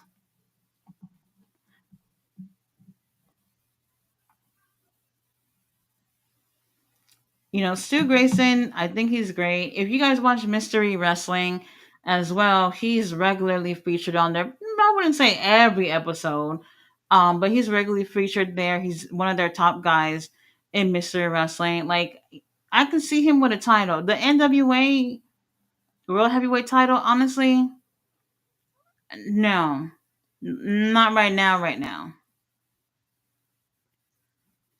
Oh, belly to belly from Stu. Because Tom is a big motherfucker. He's huge. Much taller and bigger than Stu. So Stu put in the work. That's what I'm saying. Like Evil Uno and them, that's not doing them anything over there in AW. Y'all could have been on Maple Leaf putting in some real work. And this is crazy because y'all seen when Takesha and was it Josh? Takesha and Josh, they squashed Dark Order the other day. Y'all seen it. I couldn't even believe it. I was like, look at what it's come to for Dark Order. Look at what it's come to. So for me, sometimes leaving these companies are better off. Oh my God, that tornado DDT. I would have just laid there. I wasn't gonna move. That was me.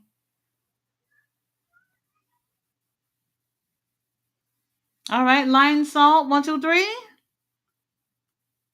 Was that a three? Wait a minute. I'm looking at Ref. I think Ref slipped. He hit three, but unintentionally.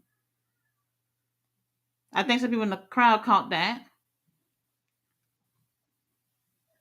Okay, let's go. Okay, Stu is showing up and showing out.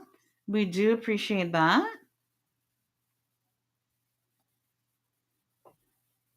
Not bad. I mean, if Stu wins, that would be great, but I just don't see it.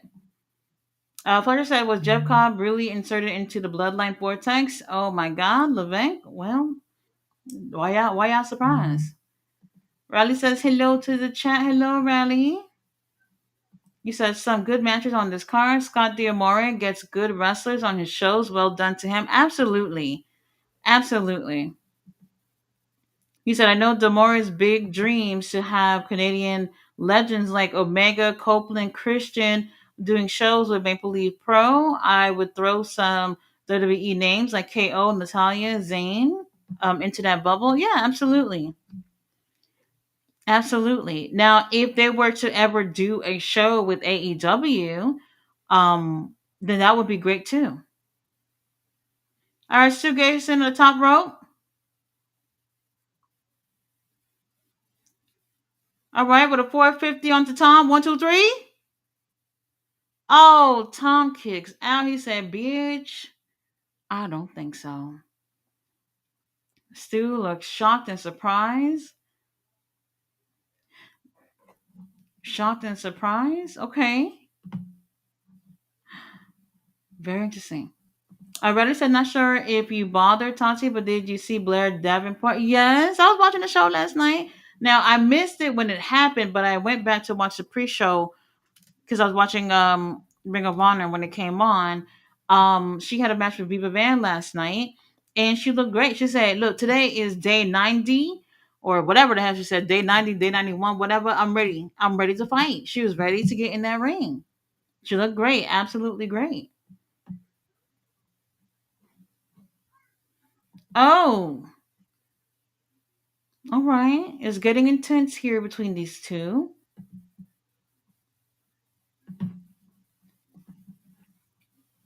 Mm-mm-mm-mm-mm.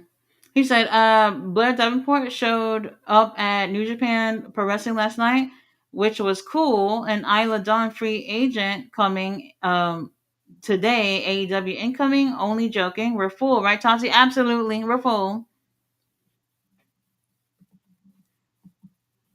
Okay, Stu said, "Look, I'm wrapping this in. I need to take that title to my house."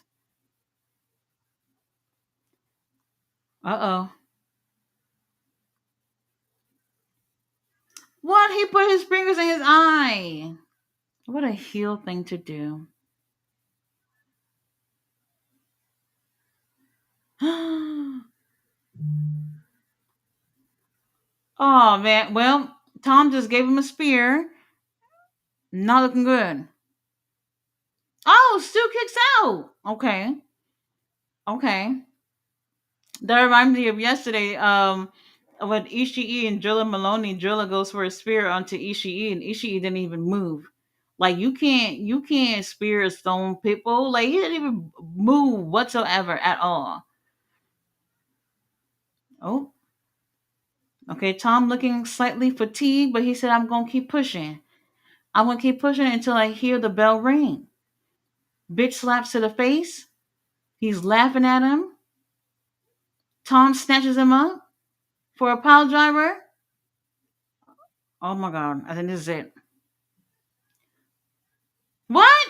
Stu kicks out. Oh, okay. Okay, he kicked out. Was not expecting that. Anyone else would have just been laid out.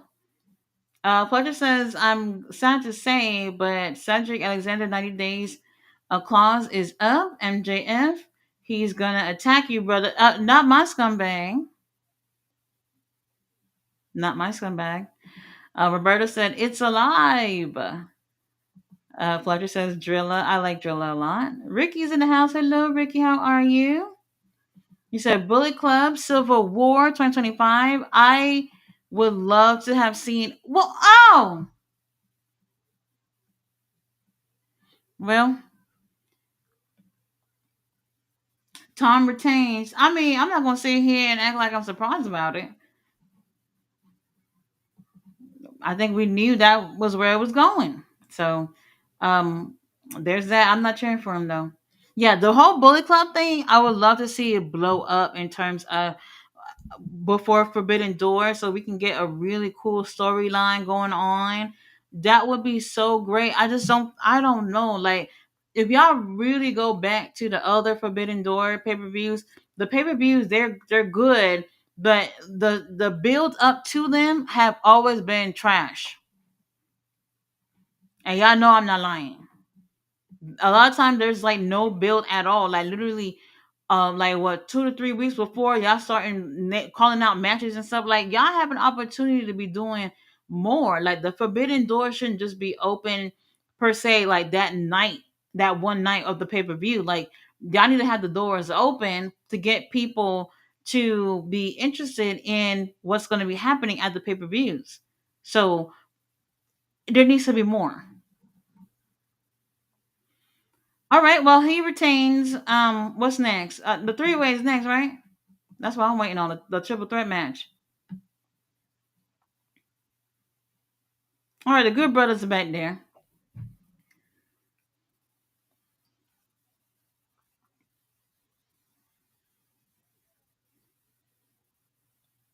Right. Like what the hell? Y'all all ran out to the bag.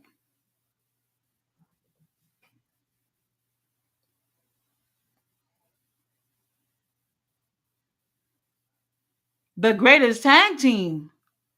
Oh.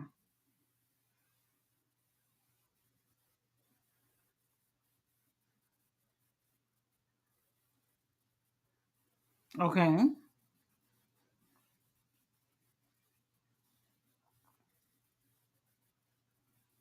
Oh, the resurrection of the OG Bullet Club.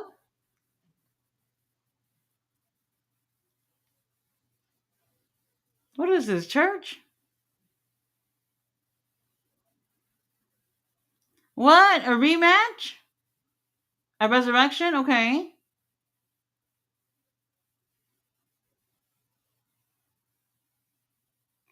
Um.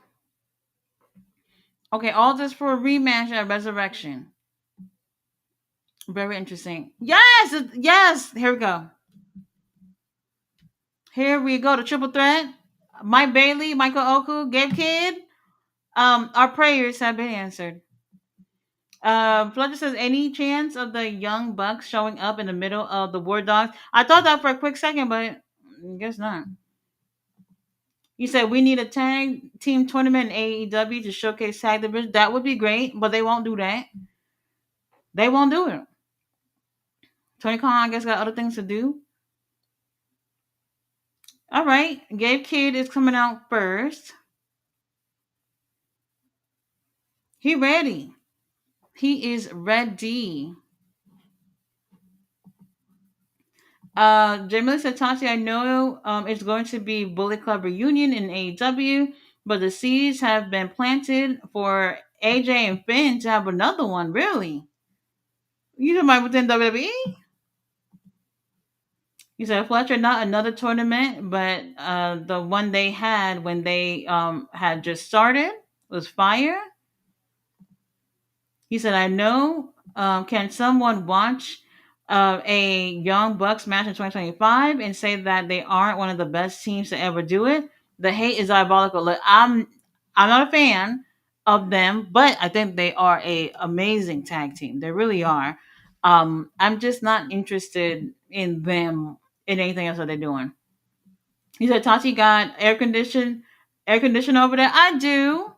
It is really hot here in Texas, but the AC running. The AC running. Okay, Michael is out to the ring. Mike Bailey about to come out in a moment. This is going to be a really great matchup. And he said, "What do you think is Scott D'Amore's plans to run Maple Leaf Weekly?" Oh, definitely weekly. But like I said, we need to focus on who's going to be on the weekly show. Like it's great that they're having these guys on the show. Speedball, Gabe, Michael, they're all, big names at other promotions, so they're not gonna be able to get these guys on a weekly basis. So he's really gonna have to, before they get that TV deal, focus on who's going to be the main players of Maple Leaf and go from there. Takesha makes Osprey the best match of the match. Gave Osprey the best match of 2024, and Osprey faced a ton of opponents last year. Well, that was a amazing match too. It really was. Their chemistry is absolutely insane. Absolutely insane. I mean, this is why I'm saying like Takesha, Tony Khan, don't drop the ball.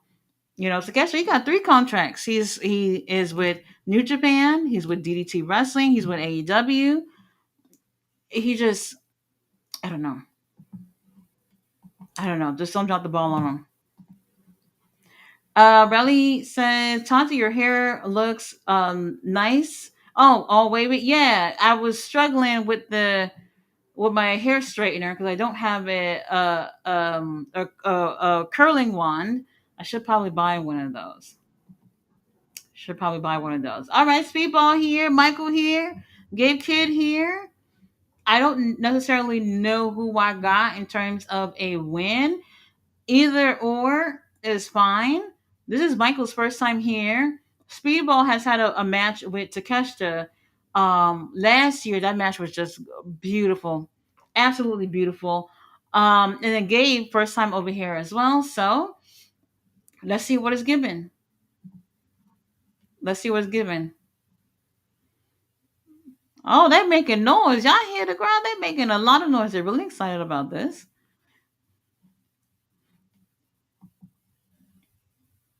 Mm-hmm.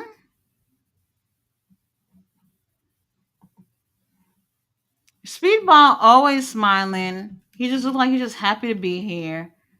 And then there's Gabe who's cussing everybody out. Everybody. And Gabe, I don't know if y'all saw Bloodsport, but Gabe stopped the match that he was having with Josh Barnett so you can go cuss out some little 12-year-old in the crowd. I couldn't even believe it. Some little boy in the crowd. They love my baby. My baby from Canada too. All right, Gabe Kid kicks the hell out of Michael Oku. And now it's Gabe and Speedball going at it. I really do like triple threat matches. I feel like it doesn't feel so predictable. The less predictable it feels, the better. So this should be really great. Fletcher said, I need a babyface Takeshita versus heel Kyle Fletcher in the future. Oh, you know we're getting that. You know we're getting that. Riley said, I wish I had hair. Riley, I mean, everyone else is going to Turkey. Gonna have to, get the savings account going and make that trip to Turkey. I see everyone else is doing it. That's why I was saying John Cena been over there.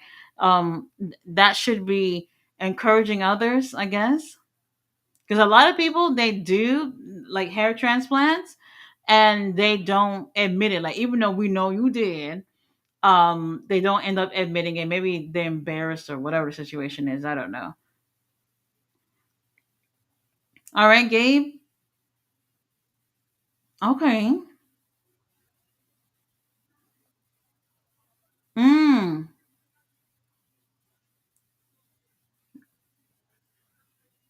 Okay. Gabe and Mike, they're fighting outside the ring. Michael, you could be going for a tope while they're out there.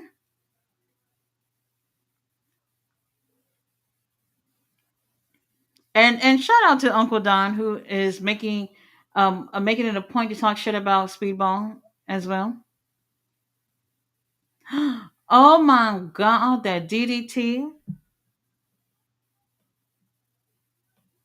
I hope his neck is okay.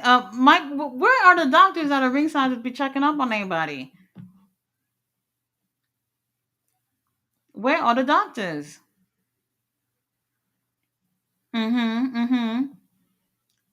Mm-hmm. Roberta said Ricochet should have never gone to WWE. I remember when he would tell Osprey to join and get denied, and in the end, Ricochet went. Where's Osprey at? Well, a lot, but that's the thing though. Like, it doesn't surprise me where a lot of people are looking to go to WWE because for a very long time that was the best option and what seemed like the only option. So a lot of people, like within their 20s or their teens or whatever, WWE was that option for them in terms of professional wrestling. So when they think about being wrestlers as well, that's where they think of going. But here in this day and age, we have way more options than ever before, and it doesn't have to be him going there. Damn, my baby look like he in pain out there. All right. Here's some chops from Gabe Kid. I see Gabe. He gaining weight. I think it looks good on him. I don't know what he's going for here, but he looks good. I think he's trying to get Speedball to just stay ringside and never get up ever. Gabe got the microphone. He's stomping out Michael.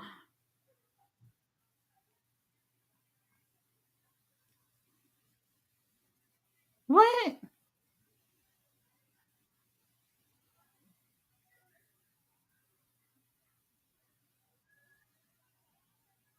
What he said? He said every time he comes to Canada, it reminds him of fake England. What the fuck?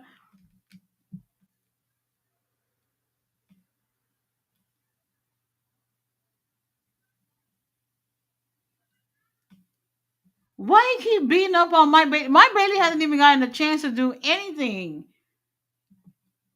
Every time he moves, Gabe Kids attacks him so he doesn't get up. And he's still on the microphone talking shit in the middle of a match. What the fuck? Roberta said, "See, Tony has to be in the list too. Left my fucking ass off tomorrow. Many now. If Osprey signed with WWE 2 years ago, he would have probably went to NXT. I could see that being the case. I can see that being the case. What the hell? Gabe is wilding right now. He's biting on Speedball's toes. Like Speedball can't even get in a motherfucking ring. No, there's no way. I don't even like people touching my feet. I'm not gonna put somebody's feet in my mouth. Ugh.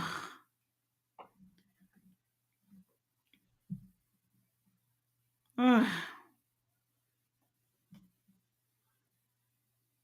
They're booing the fuck out of Gabe right now. That's gross. I'm not putting nobody's feet. And Speedball feet is all over the place.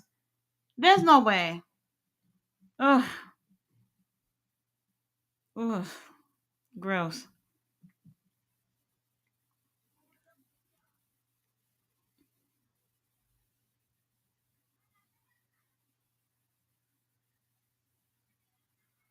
Oh.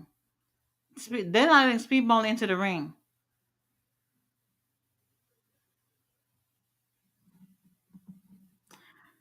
Let's see. Fletcher says for women, Serena Deeb, number one. Number two, Io Sky. Three, Tony Storm. Four, Mercedes.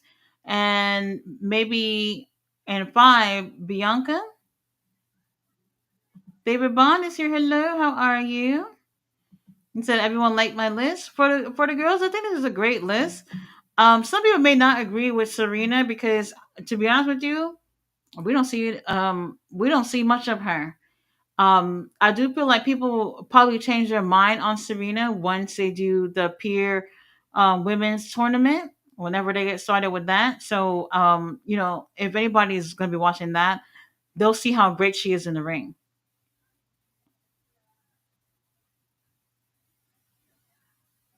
Okay, Speedball finally getting into the ring. We'll see what he gonna do. There's no way somebody's gonna put my foot in their mouth. There's just no way.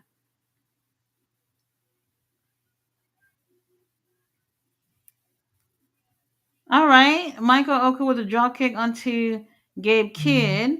He just rolled off to the side. Let's see if he'll get his way back in.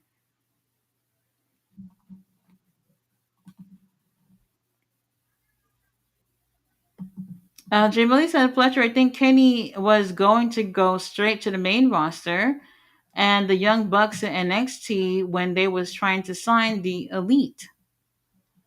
Oh, things would have been so different if they were over there. Like they're key players in AEW since the very beginning, even before they actually started the damn thing. Like these like I don't want to say without them there would be no AEW, but it would be really difficult to imagine at this point if AEW would have even happened without Kenny and the Bucks.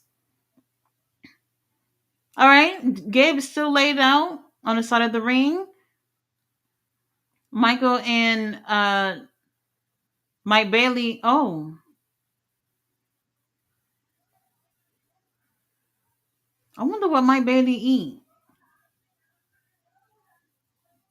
I don't want to see no roll ups. Like, I don't want to see none of that.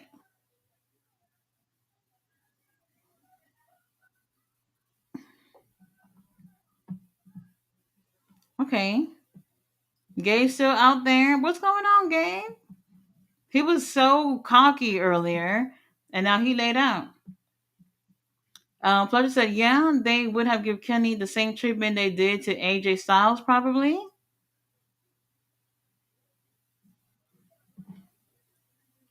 Riley says, "I forgot Stephanie Bakir instead of Mercedes. Bakir number four. Mercedes can be number six. Okay, not bad." He said Fletcher did it. They did it right having AJ debut in Orlando since people know him there from TNA. And that's a good point. He said, "Damn, I got to start a New Japan Pro Wrestling Universe mode on 2K." Yeah, absolutely.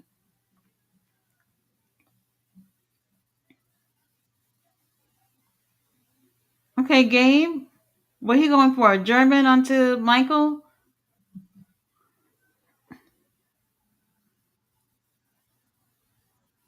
Okay, nice German from Gabe. Gabe, you winning, right? Well, the War Dogs gotta take some win this weekend. They've lost everything so far. I love how they just booing him. Wow.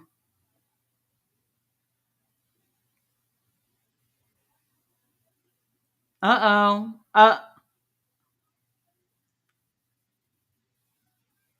Okay.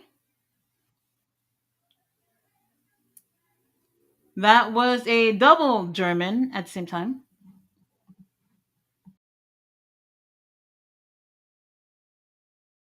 Jay Millie said Rhino makes his rounds this week. Absolutely. He said they did AJ well in the early years, but not anymore. AJ and Finn Balor, two Bullet Club legends that are basically nothing right now, sadly due to booking choices. Always waiting for Demon Balor. The Demon thing, I don't think it works out in WWE. To be honest with you, everybody laid out. This is really great.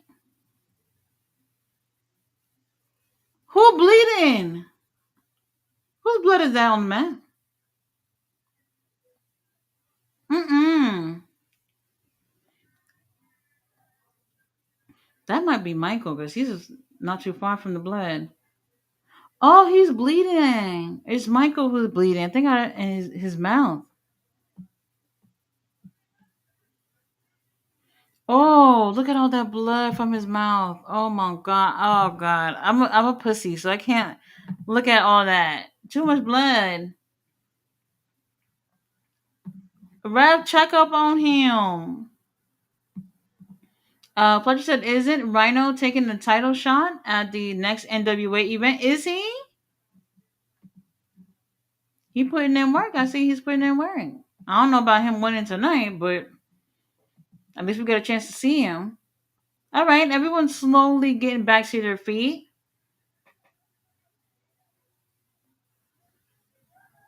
Okay, so they're booing anybody who touches Mike Bailey. Basically, they're just like, "Hey, we got a Canadian in the ring. This is who we're cheering for."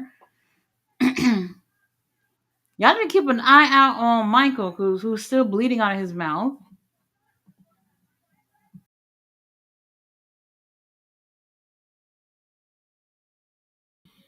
Fletcher says, "Imagine the person helping out Moxie next week against Joe turns out to be none other than Heel Hook."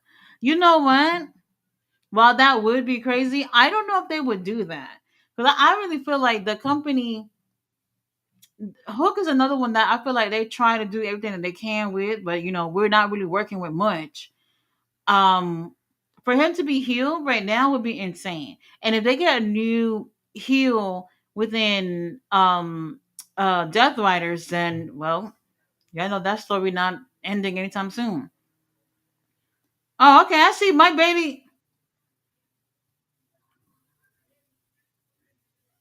Bailey is not happy. Okay, Michael Oku. I don't want to see no frog splashes, nothing. Over it. Absolutely overused move. Maybe he lost a tooth or something, is what I'm thinking. I'm not sure.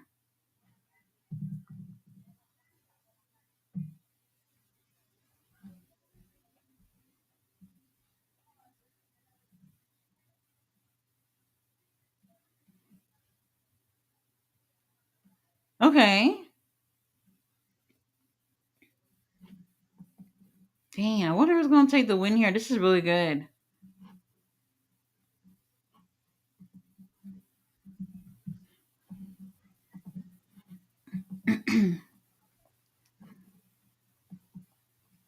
Mm-hmm. Mm-hmm. Well, if they want to make the crowd happy, Speedball would take the win.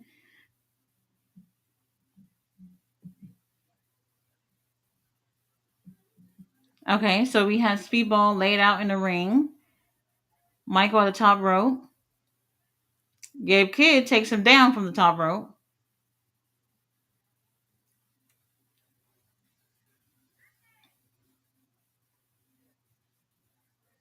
Uh oh.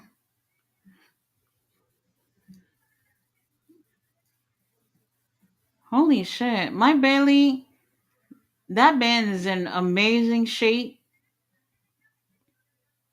Amazing shape.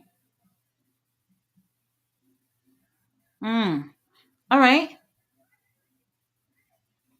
Gabe Kidd looking for a superplex here onto Mike Bailey. Mike Bailey fighting it. Is he biting his head? Gabe Kidd and this little biting thing he got going on? I don't know. I don't know.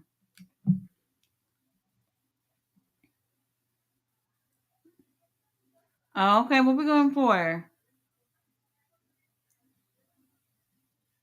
Power bomb onto Gabe Kidd from Mike Bailey. Not enough to keep him down though.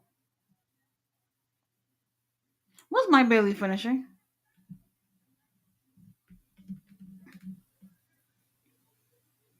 Michael, you better get your ass up. I don't even see him. All right, here he goes. He's back into the ring.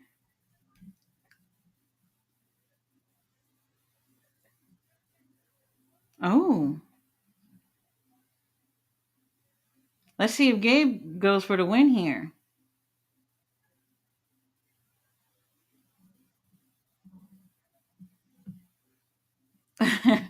Gabe is just pitting them just to pin them at this point, just because they're laying there. A sheer act of desperation. Fletcher says to be fair, AJ and Balor resigned their contract, so if they are okay with their booking, who am I to talk shit? Well, that is true. That is true. I don't think AJ got that many more years left. Finn, I don't know. I don't know. Okay, well they attempted to go for a crucifix pin here. Uh huh. A couple of chops from Gabe.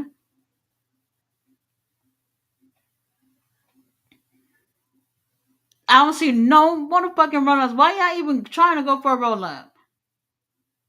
Okay, half crab. Michael O'Cook with a half crab. He's putting his back into it. I like when you do that. I like that. Speedball is making his way into the ring. Gonna break up the half crab before Gabe could even tap. Michael Oku is mesmerized by the beauty of Mike Bailey coming into the ring. I would be too. Mike Bailey with a couple of kicks onto Michael. Okay. Y'all stressing me out. Mm. Oh, okay. Now Michael with the half crab onto Speedball. But he didn't really lock it in though. He let it go fairly quickly. Come on, Gabe. I'm pulling for you, Gabe. War Dog's been taking them by L's all weekend. We need a win. All right, Michael on the top rope. Let me guess, a 450. Oh, never mind. A frog splash. All right, another half crab onto Mike Bailey.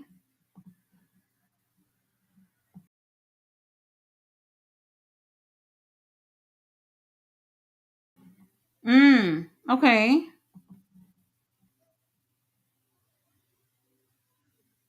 What is Gabe trying to do here? Because Michael is still holding on with that half crab onto Mike Bailey, but Gabe is trying to lift up Michael at the same time. Michael's like, fuck that shit. Goes right back for Speedball's leg again. Referee is checking up on Mike Bailey to see if he's going to tap.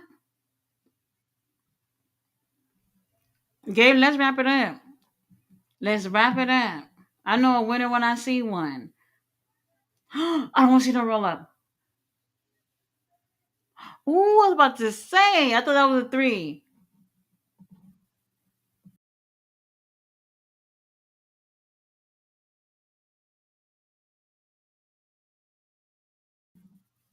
This is getting really intense. Come on, Gabe. You're not doing enough. You're gonna have to put in a little bit more work. Fletcher says I just needed my dream match, AJ Styles versus Will Ospreay, to happen once, but well, I don't know. That one I don't know. I would like to see that as well too. I would like to see that as well too. The longer they hold this off, um, I mean I don't know. Like 2 years from now, if that were to happen, like how great the match would be in comparison to right now. Oh, Streetball look like he about to wrap it up. Where is Gabe Kid going? Why did he roll out the ring?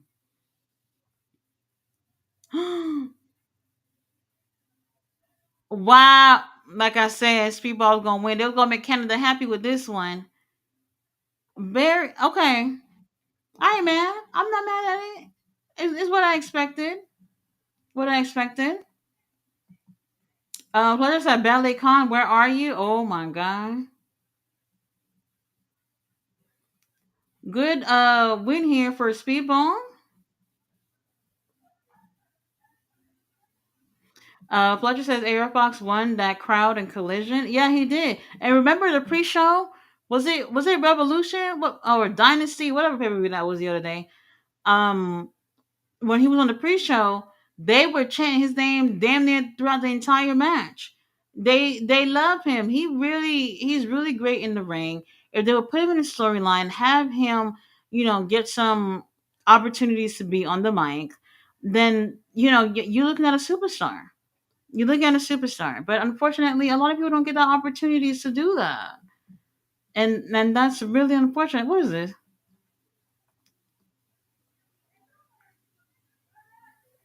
What is this? Okay, I think it's from something. I think it's showing a clip from the pre-show. I think they didn't air the pre-show, so I don't know. I don't know. I don't know what they're showing. I don't know. Let's see. Jay Billy said I just wanted AJ and Omega over since the booted AJ since they booted AJ when he was coming to the E. Fletcher said, "Did WWE ever had a belt collector gimmick? Belt collector? I don't think they did that. I mean, if somebody ever held two, it was because it was undisputed, and no, no, I don't remember seeing any other examples like that. No."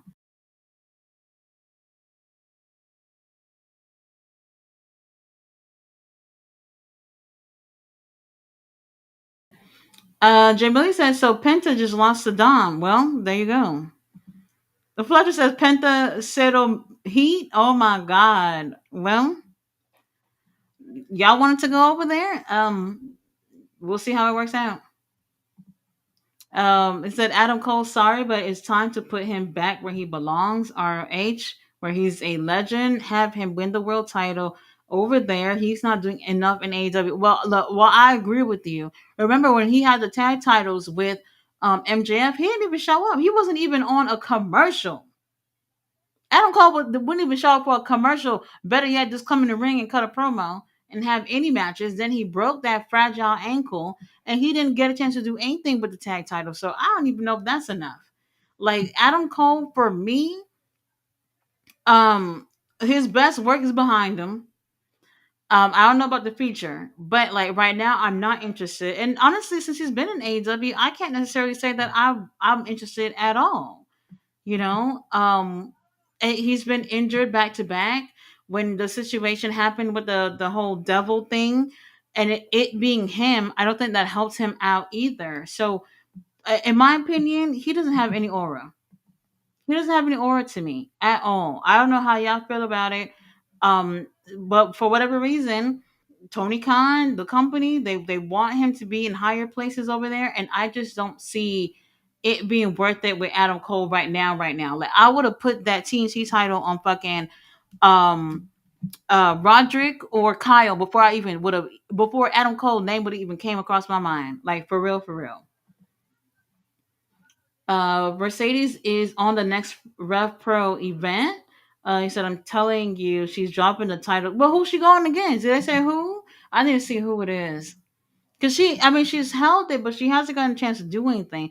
The only thing that is done for her is her just being able to have other titles. Because she had a TBS title and a New Japan Strong title. She looked great with both of those on, but then winning the Undisputed Women's Championship, she looked even more of a big deal because now you got four titles on you. So I don't know. When's the next event though? Because if it's before Double or Nothing, that would be insane if she lost it before that. Going into that. We said, and I honestly think All In is Mercedes versus Athena. Winner takes all, and Athena takes CBS title and vacates. Well, I'll say this: I've never seen so many vacated titles in my life. Like Ring of Honor, AEW, they've had way too many scenarios where titles were vacated. I personally would not want to see the title be vacated. If Athena could just lose the title clean to a baby face like Queen Amanada, that would be great, right? Why not?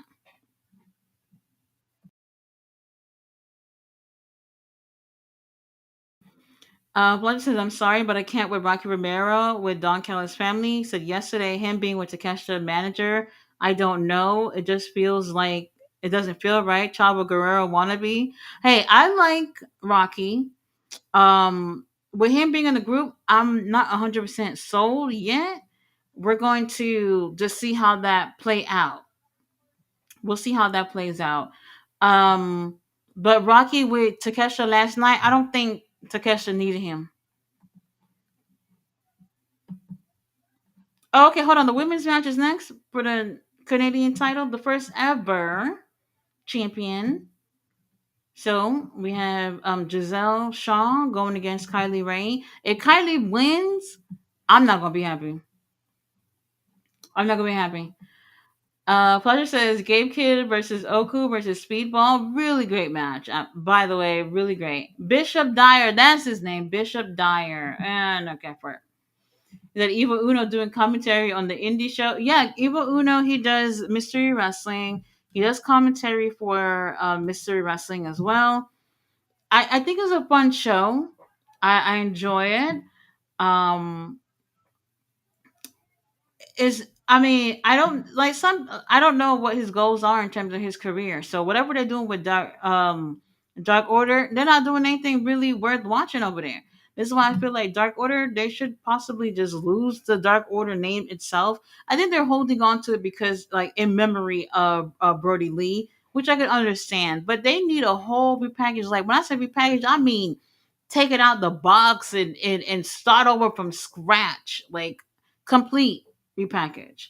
So like even a show like this here at Maple Leaf, they could have been on here doing something. They could have been on here doing something. They're not doing anything over there. Ring of Honor, they're getting their ass whooped over there. AEW, they're getting squashed. What has happened to that whole group? Roberta said if Gunther goes 50-50 with Mac, I'm tight. Who? Fletcher said, "Who do you think her syndicate should was getting legal counsel and couldn't say anything about adding MJF as a new member because they were legally waiting for Cedric? Cedric, I don't know. We're full. We're full. To be honest with you, like even if they're adding more people onto her syndicate, I'm okay with that. My thing is, what is that doing for the tag division? That's what I'm waiting for. That's what I'm waiting for.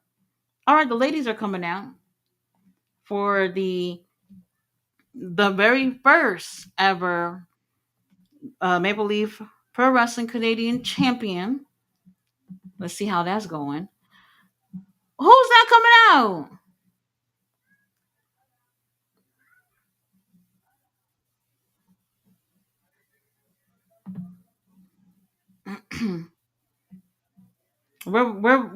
So after this, then we have the gauntlet match. Honestly, I didn't know the gauntlet was going to be the main event. I thought at first maybe it was going to open with it or second to last, but that's still fine. Still fine. Let's see. Fresher said, Berto, don't get me started on Gunther. From ring general to feuding with commentators, unfortunately. Roberto said, no lines detected. Went from Peeps fearing his chops to commentators showing his nuts. Oh, his face? What the fuck? I don't get it. He is the new big. Don't do that. Don't do that. He's a new Big Show. Wow, that's not even a good thing. He said, "Monster, the gentle giant, monster, then the gentler giant." That's horrible to say about Gunther. The whole fall from grace really happened with him losing the IC title. It hasn't been the same since then. It hasn't been. And I knew that this was going to be an issue because I was like, well, after he loses that title, they can only try to go up from there with him from what he's done with the IC title. And honestly, they haven't been able to do that, which is insane. All right, here comes Giselle. She's coming out first. I said, Gunther is a joke now. I can't take that booking seriously. WWE turning into TNA. Honestly, I don't know how you can fix it. I don't want to say it's not fixable. I just can't think of anything right now. Right now. What? He said Gunther is a new Kozlov? Wow. I can't even say I disagree. I can't even say I disagree. It said AEW 2024 Revolution Takeshita versus Osprey is a match I'll show up to anyone asking me what wrestling is. Mm-hmm. Absolutely. Gabe Kidd and Ricochet together in a team or faction would be wild. Absolutely. Two bald guys in the team.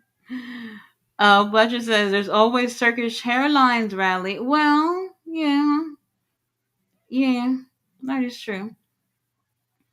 Fletcher says Speedball takes a W, right? I mean, he's the only Canadian in this match. Oku probably takes the pinfall. Yep, that's exactly what happened. The notorious Gabe Kidd. He said this backlash crowd has it. I already paid this much for it, so let me enjoy it all. Look, somebody had posted how they had got nosebleed tickets for their family, and they spent $900. $900 for four people, and they were the furthest you could possibly be from the ring. And I was like, there's just no way. And you already know. Don't get me started on Ticketmaster fees too, because that went into it as well. But like, I'm honestly like pro wrestling. It's great and it's fun, but WWE their prices are too expensive. It is too expensive. Like you can't even take your family out to watch wrestling no more without spending rent money. If we're being real, and you not even that close. Well, here's a beautiful Canadian women's title. They didn't get a good look at it. They should have zoomed in a little bit more so I can see it. All right, Giselle. I see Giselle went to the tanning booth today. Kylie, it's nice seeing you, but you ain't winning. I'm not even worried about it. This is what she wearing? This what Kylie wearing? Okay. Interesting. The bell has rung. We're ready to get started. Oh my god, Kylie and her smiling 24/7 is just fucking annoying. Oh my god, I just can't with baby faces. Can't do it. Cannot do it. Let's see. He said, Mr. Ollie's off. It's how entrances become the most important thing.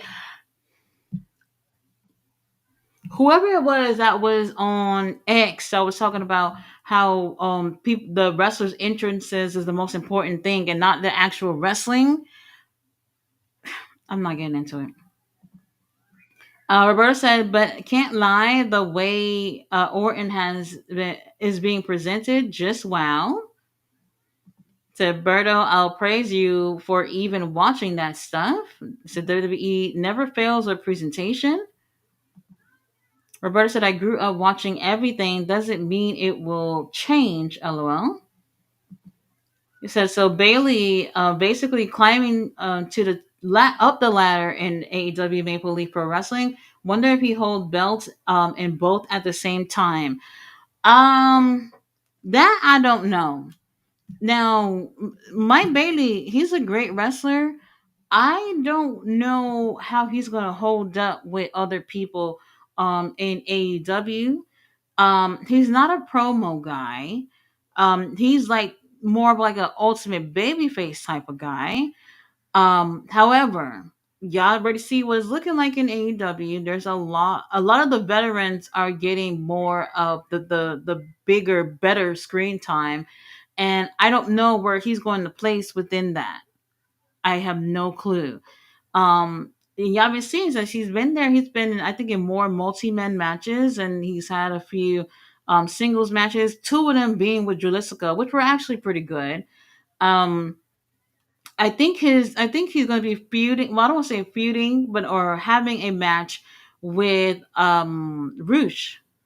Kevin Knight just went over to New Japan, so he's going to be there for the next 3 weeks. I believe 3 weeks for the tournament, Super Juniors tournament. So Speedball, I guess I'll give him something to do with Roosh. Why not? Why not? Fletcher says he ain't holding a title in AW for a while. Tony Khan only puts him in tag matches. Well, yeah, Speedball, yeah. It's definitely giving that. And he's capable of holding the title. He is. But like I said, looking at everyone who's on that roster, the veterans typically come first, which is so annoying. And then Will Ospreay over everything, which is even more annoying. So where Speedball fits in terms of getting a title? Not this year. Not this year. We'll come back to this next year. Fletcher says, remember when Bullet Club Gold had the Ring of Honor? Oh my god, the six-man tag trios just showed up randomly at a pay-per-view to defend the titles. Fletcher, they announced them being at that pay-per-view the day of. They never even said nothing about them being. They were not booked to be on there until the day of when they announced that they were going to be at the show. And I was like, this is so stupid. It really is, you know. And look at how they snatched up Jay White from New Japan to do what? What have they done with Jay White? Nothing. And now he's injured. Now he's injured.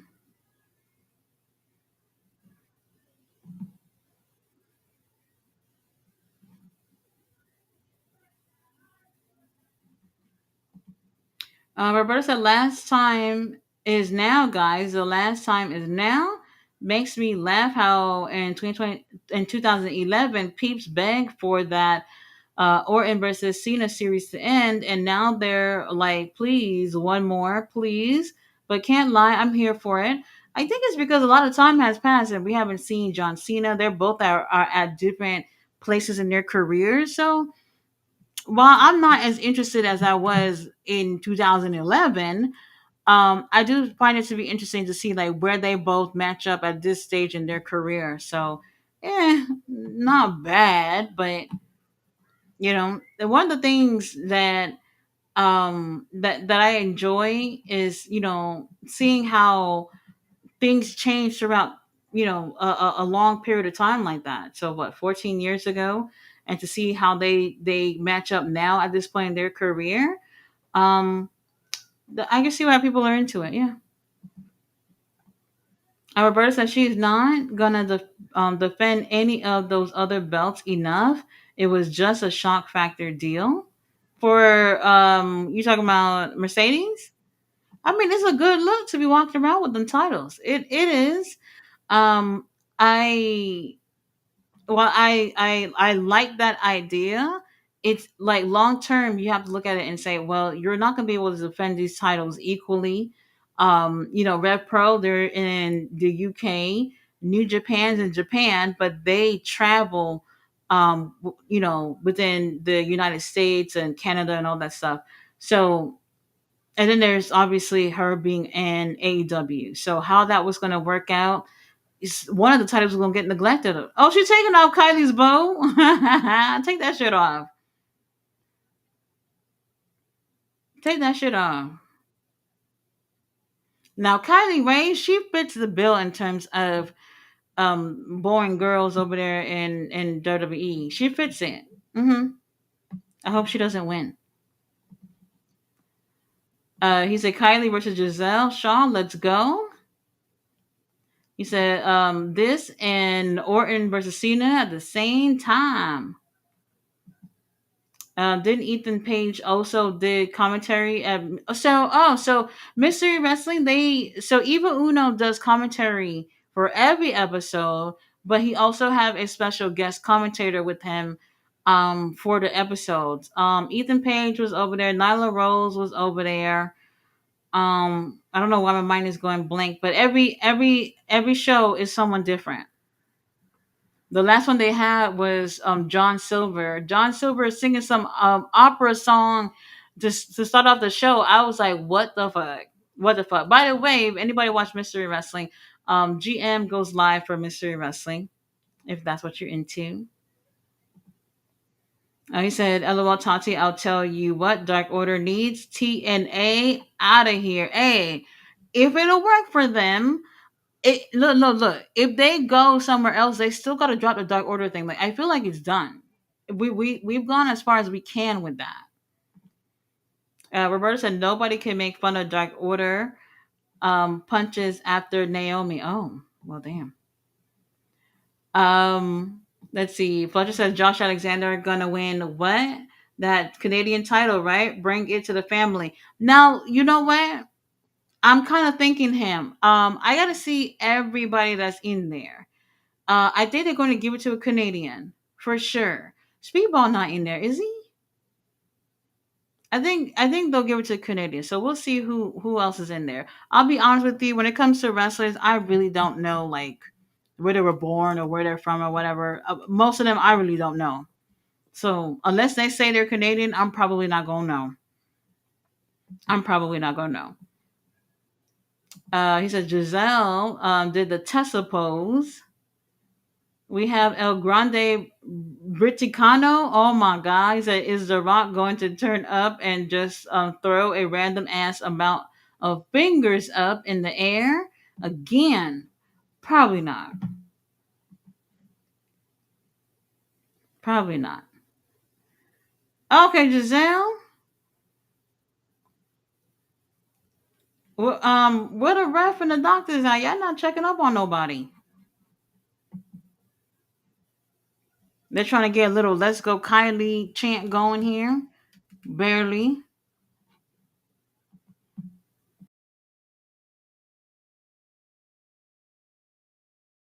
And Fletcher says, I love your name, El Grande Briticano. Brev. Oh my god. All right, I heard the children chanting "Let's Go Kylie." That's exactly what she's there for. She's there for the kids. Every promotion got them. You know, the ones that the kids are gravitated towards. And you still see Michael's blood on the man. Like AEW, if you've never been to an AEW show, you probably don't know. Like if there was a match where there was blood, um if there was if it's like a hardcore match, street fight, something like that, and there's more matches during the commercial break, they'll roll it out and put another one. They already knew what was going to happen, so they'll have that other mat ready underneath. Now, if it's unintentional that somebody was just bleeding during a regular match or whatever, during the commercial break, they'll have like somebody spot cleaning where there was blood on the mat. So it depends because if it's too much blood, there's not much we can do.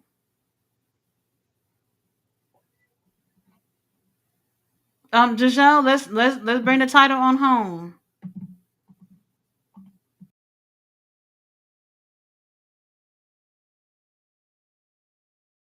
Roberta said these two matches are fire. Oh, not bad. Well, is that the main event? Y'all already had the main event? I think we're gonna have time for well what time MLW show come on? That's later on tonight, right? Oh that's in 30 minutes. Never mind. That's in 30 minutes. So I mean I'll catch something out of it. but not everything. Wait, hold on. You said they're doing a meet and greet at MLW. I see Hetty Settle gonna be over there. I would love to meet him. I would love to be. You know what? Why didn't I say that? When y'all was talking about the top five, Hetty Settle is he's so dreamy to me. He's another really great technical wrestler that I really enjoy so much. Oh, Kylie. Uh, Giselle, you need to be on your P's and Q's, girl. We're not taking this type of L. All right, Kylie got a little cross face on her, I guess.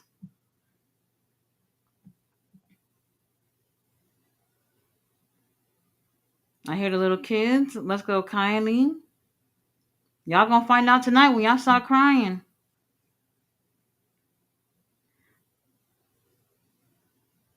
Oh, we gonna. Oh, pile driver, Giselle. Let's go. One, two, three. Can the ref count quicker? Can you do that for me?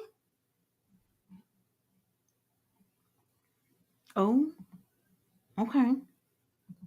Yes. MLW's on in 29 minutes. Now I do want to see that. I do want to see that. I'm surprised it's free. I thought it was gonna put a little price tag on it. Thought it was gonna put a little price tag on it. Um, we'll see. We'll see how that's looking like. Atlanta's gonna be over there too. Who is that I'm looking at? Mystico gonna be there? Well, what the card looking like? I need to see the card too.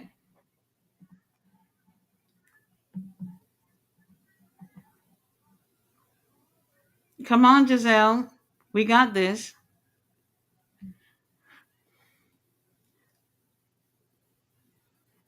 All right.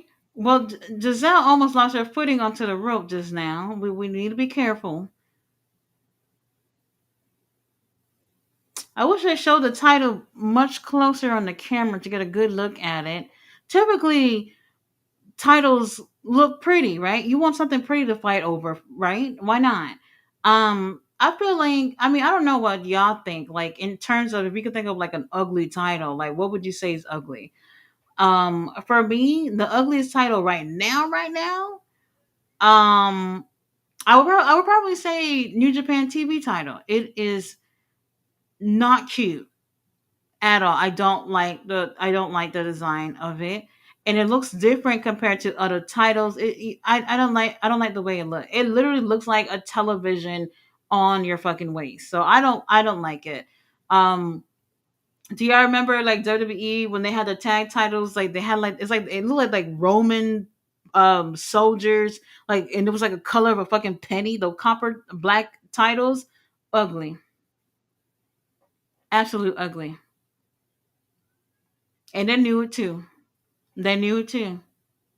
It's that copper look. I don't think it added anything to it. You know, when you think of winning championships, you think gold, and yes, you think silver, not necessarily bronze. You know, nobody wants bronze. We don't want third place. Let's go, Giselle. We got this. We're not worried about it. This is light work.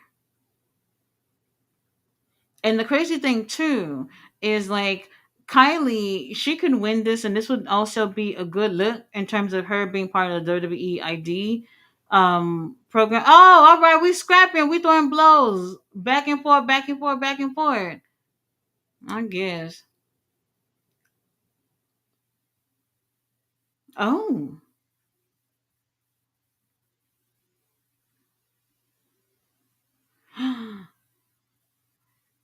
did she kick her? Because she looked like she absolutely missed, but we just playing it off anyway.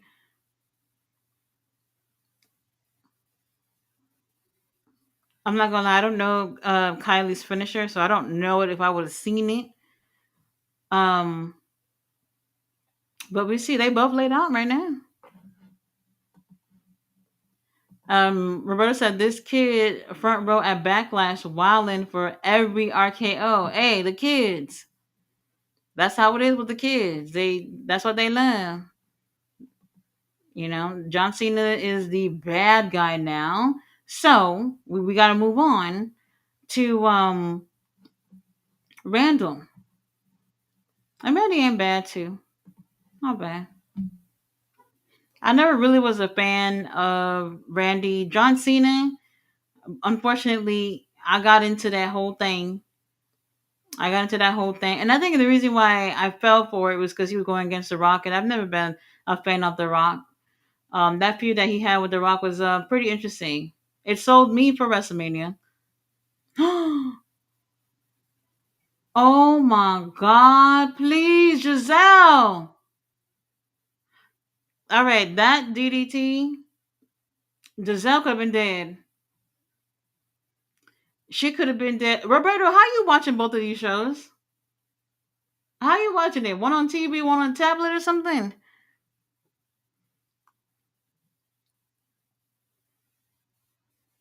Wow. Giselle, well,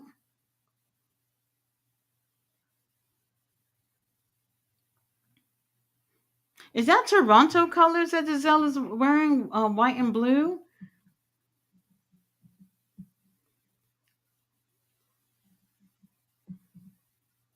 All right, Kylie's really trying to take the win via submission. Giselle, please! Oh my motherfucking God. Please do not tap. Okay, okay, she made her foot to the rope. Good. Kylie, let go.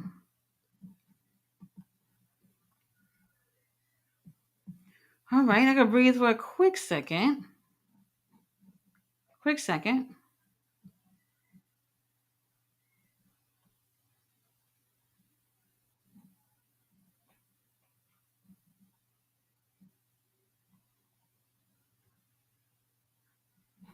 I hear the little girls. Let's go, Kylie, let's go. Your heart about to get broken. He said Miss Ray has a gas tank. What is that? Giselle, she picked up something.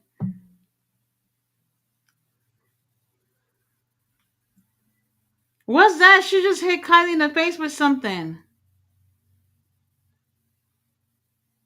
Ref, get ready to count. One, two, three.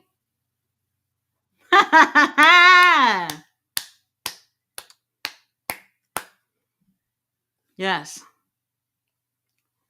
Yes, thank you. Giselle with the win. Um, good. All them kids, I was just chanting for Kylie. They crying. Okay, the title was pretty. The title's pretty. I got a good look at it now. It's cute. Congrats to Giselle, the inaugural Canadian Women's Champion.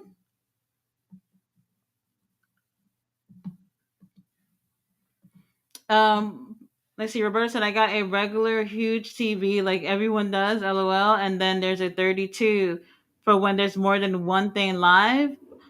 Put guys on sell. Oh, put you guys on the sell only. I gotta choose which TV to listen to more. Yeah, I hear you on that. Not much going in terms of to listen to in terms of like Maple Leaf. I mean, if you're a fan of Don Callis, probably commentary. He does really great with commentary. Ronaldo is really great as a commentator as well. I probably would choose them in terms of commentary.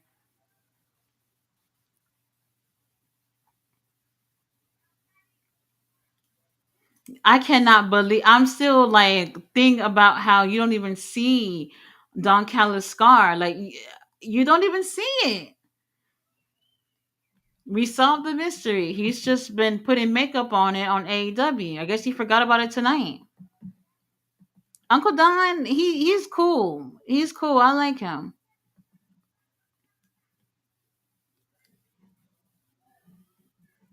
Okay, they all right. They're getting ready for the gauntlet match, so that's gonna be great. He said, "I wonder who the first title defense for Giselle is." I don't know. I don't know. See, now here's the thing. Giselle, is she wrestling anywhere else in between the Maple Leaf events? Because if she is, um, That's hard to tell because I don't know if she's wrestling anywhere else. Because if she is wrestling somewhere else, then it's easier for her to run into someone at another promotion that would want to face her. Um, what is this? Okay, okay. So they're getting ready for the main event. He said, "Yeah, Don Callis is great. Have you heard him talk smack to Disco Inferno? It's hilarious." Don Callis, I really think like he has a lot to offer in terms of a as a commentator, as a manager. I know while a lot of people will be like, oh, they'll probably pick Heyman over Don Callis. Don Callis, he's great too as a heel manager. I think Heyman has had more success due to the people that he has had under his belt. He's been collecting guys for a really really long time. Even Bay Taker was one of the original Paul Heyman guys. So he's been doing this, been there, done that. I think we're seeing the best out of Don Callis in the past few years. you know he was with Kenny. I did like him with Kenny, but him being a full-blown heel with these up and coming guys feels a little bit better to me. I get a little bit more excited when I see, people like Takeshita and Kyle Fletcher and, people that are not typically used as much as they should be, where they're a little more earlier into their career being brought on up with a manager like Don Callis. All right, so we got Rich Swann starting.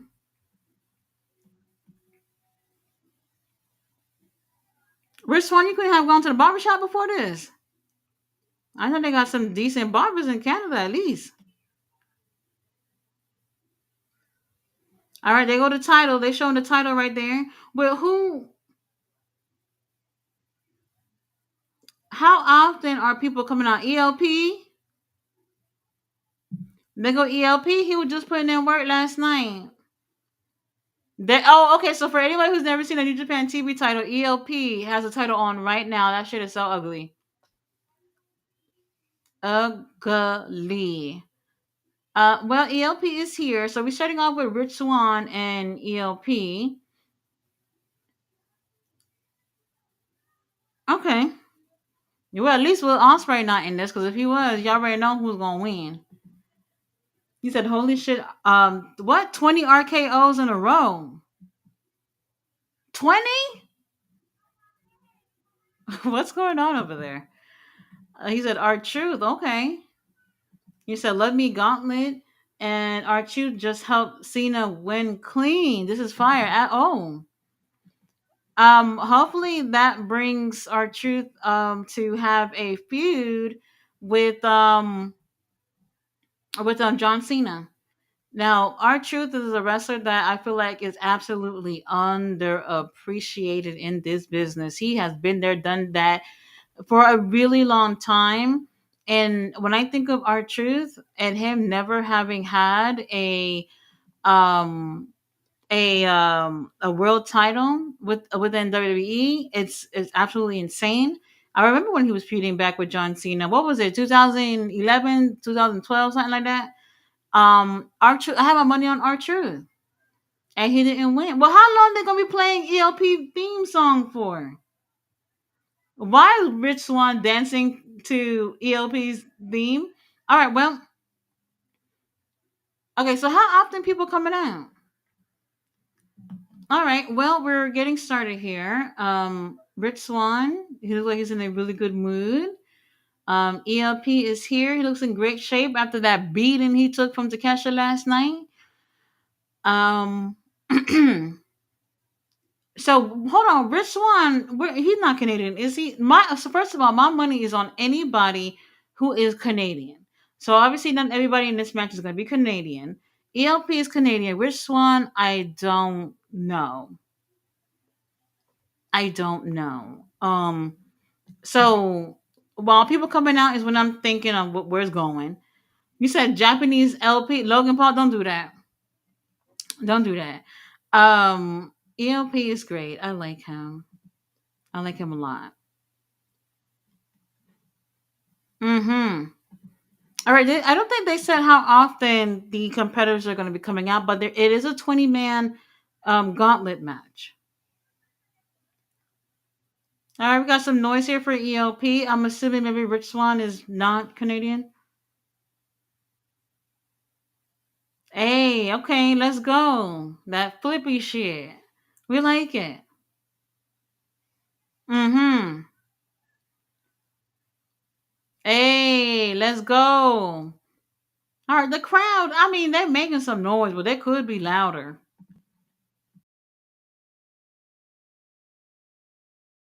He said, nah, LOL, this is a good start to Gauntlet. Yeah, Rich Swan, ELP. He said, I was just about to ask, is it a pin get to the next person, right? No, so they're just gonna keep bringing people in until there's a winner. Are they dancing? What is going on? Okay, somebody coming out. Four, three, two, one. Who's it?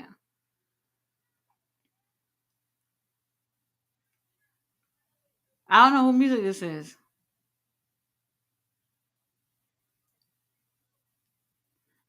Okay, this is Bhupinder Gujar. He's part of MLPW. I'm probably not gonna be marking out for some people because I don't know y'all theme song, so I'm just gonna have to wait until I see you.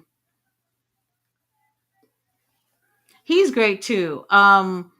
He he would. I feel like he would have to be one of the regulars for Maple Leaf as well. He's Canadian. I mean, he's of Indian origin, but he is Canadian. Um, like I said, winner of this match will probably most likely be Canadian. Oh, nice spine buster. That made my back hurt. Oh, he kind of cute. Ain't he tall? He doesn't have any tattoos, so that's a no for me.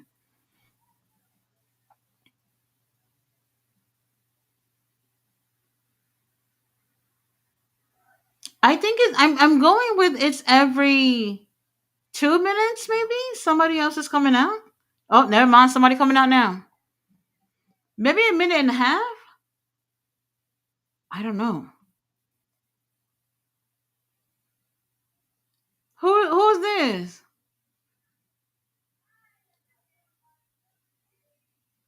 Brent Banks. Let me see him. So y'all not just going. So y'all not going to the barbershop before the pay per view? That's what we're doing. Oh, all right. Well, Brent is here. Oh, the abs are here too. Okay. Where have I seen him before?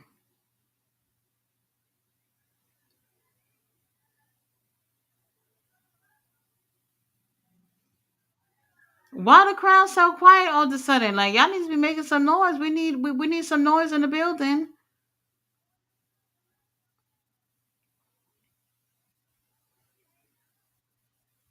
Cause it feels like it was like so Brent, baby, I don't even know where you from, so I don't know if you're Canadian, so I can't say.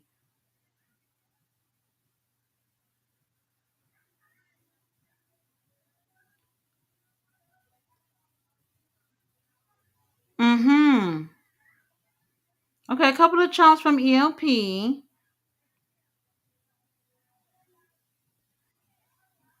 Oh, he flipped right. Oh.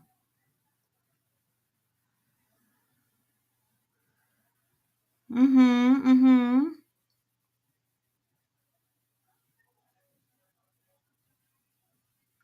Okay. I'm not understanding how often people are coming out because it's not seeming. Okay, well, Brent is eliminated. Oh, Rhino! Let me say, Rhino is giving me everything I want in terms of a meaty man. That's what I like. That's what I like, a meaty man. Baby oiled up. Look at that gore. Oh Lord.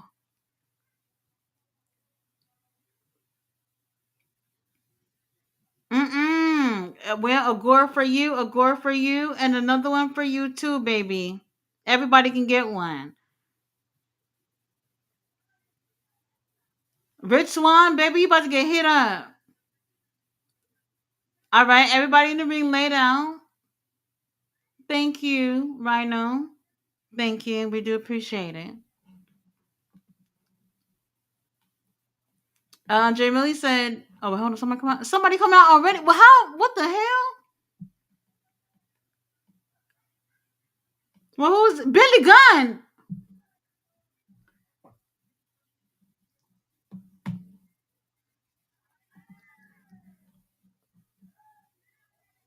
Billy Gunn?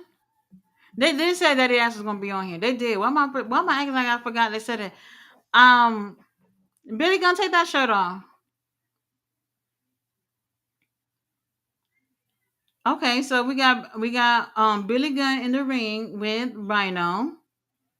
While ELP, Rich Swan, and Bhupinder, they all laid out. Oh, cocked and ready. Oh, I heard that. Yeah, take the shirt off, Daddy ass. Let me see. Okay. Okay. And another thing too, I know this might sound dumb to say, but the other day when Rhino was there and they showed on the screen like a spider, I thought that had something to do with Rhino. And I didn't think anything about like Tekla or anything like that. And I was like, oh, there's a spider on the screen because of Rhino. I know it probably sounds stupid, but in a way, it kind of makes sense. All right, ELP is up. What are you doing? You giving them titty twisters? What we doing? Oh no, ELP. That threw him out. All right, somebody else coming out.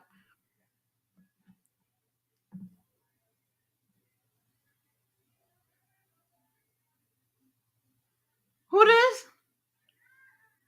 Psycho Mike. A Psycho Mike. Oh, I love him. He Canadian, right? He Canadian, right? But I don't know. I think he's Canadian. Ain't Psycho Mike Canadian? Um. Well, the crowd they making noise. They're happy to see Psycho Mike.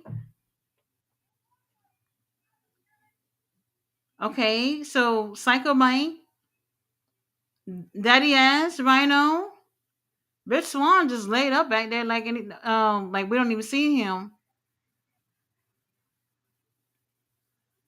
Okay,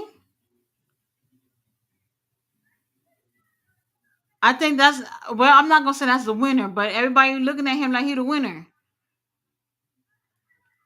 He's trying to lift up Billy Gunn. Billy Gunn's like, baby, don't even try it. He said, fuck it, I'm gonna try to pick up Rhino. You can't pick up Rhino. He trying. Oh my god. He's like, fuck it, I can't lift up you big ass motherfuckers. Look at Rich Swan. Just he's there, but like nobody even see him still in the match.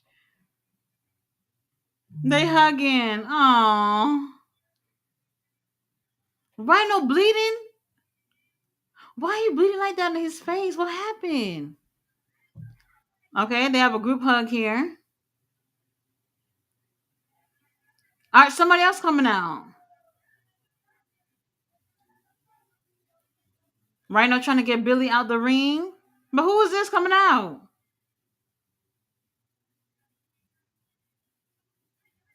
Slacks. Baby, I don't think I know who this. I don't think I know who this is. I don't think I know who this is. But let's see what he's giving. Oh, I didn't say he's from Australia. So if he's from Australia, he not winning. He not winning. All right, Rich Swan is finally do something. Oh my God! Oh, I thought he was gonna throw him out. I was about to say. Okay, how many people got in the ring? One, two, three, four, five. We got six people in the ring. Those are some very interesting looking nipples. I've never seen nipples that look like that. Wow. Okay. Well. Um. Okay. Okay. I mean, at first I thought it was every 2 minutes somebody was coming out. Then it felt like every minute someone else was coming out. The his feet touch, 1 foot touch.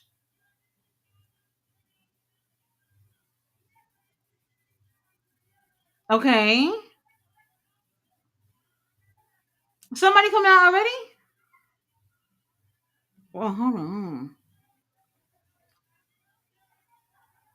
Okay.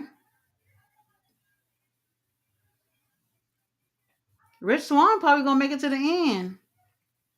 Probably one of the last two or three people in there. Okay. Who coming out now?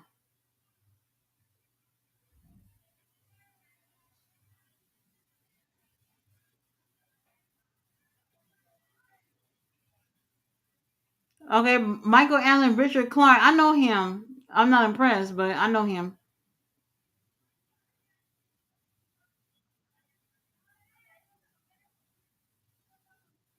That is a mouthful. Michael Allen, Richard Clark. I don't. We don't have time to be saying all that, baby. You need a nickname. Do do do do do do. Jamie said WWE again overbooking the main event. Thank God for other promotions. I'm just about done with WWE. Oh well. Roberta said Brent Banks always look like that. Jamie said I've noticed some crowds have been silent when WWE. I'm sorry, AEW started going through that. It's the end of AEW. Shake my head. Roberta says Gore. Yes, MLW is about to start in like 2 minutes. And I didn't get a chance to see the card, but I'm just looking at the picture from the show. Look at Psycho Mike standing tall while everybody laid out. Rich Swan, he gonna make it towards the end. I see it. He's like that guy that's there. Your money's not on him, but it probably should be. Psycho Mike put in work. Oh, he lived up right now. Oh, okay. We love psychopaths. We do like that. All right, Billy. Daddy ass.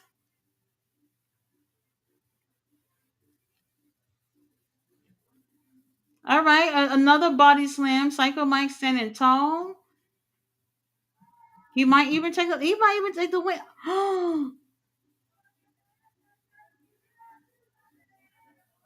Okay, so even if somebody's foot touches the ramp, which is like directly connected to the ring, um, if your foot touches the ramp, then you're out.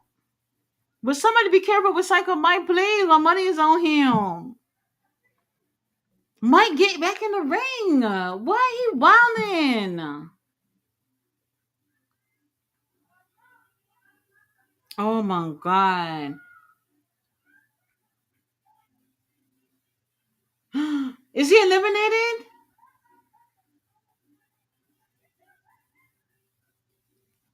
He just Psycho Mike just got eliminated. This motherfucker done pulled him out the ring.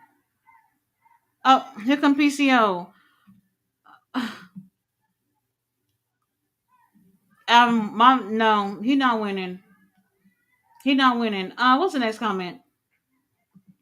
Roberta said the bias is real, sir. Wait, what you mean by bias? You talking about me? Um, Jamie said it is. Miss Jordan's also the last real champion. Oh, Roberta says Psycho Mike. Jamie said Mr. Alexan, we up at the half. Mr. Alexan said I gotta catch up on that. I was watching C Nation. Okay, here's PCO. He don't do it for me, but we'll see what is we'll see what happens. We'll see what happened.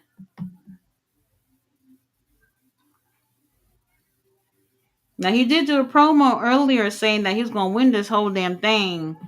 He was showing he had won a title from another promotion. I didn't catch the name. I don't even think he said what promotion it was. So honestly, I don't know. But he's like, well, I'm looking for another title, and he's going to end up winning the Gauntlet match to get a title. No, you're not. PCO has Daddy Ass barely hanging on by a thread. Daddy Ass has been eliminated. They're booing. Oh, PCO is about to get Rhino out there. Hey, Rhino, hold on. But hold on, Rhino got some thick legs. Mm. So PCO just came in there and just started throwing niggas out. Like what? What? Oh. So now it's PCO and just who? Okay, PCO and Rich Swann are the only ones in there. Let me see. Let me see where this is going. Let me see where this is going because he just got in here and he's just throwing people out. The fuck? I'm not feeling it. Roberta said I want to see a body slam. Well Psycho Mike gave us a few body slams before they eliminated him. Mr. Ortiz said WWE stealing money, making everyone drink the Kool Aid. Oh, somebody else come. Who that? Who?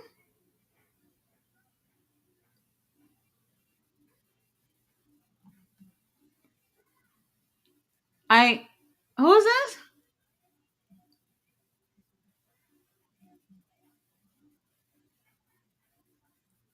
The swingman Johnny. Johnny what?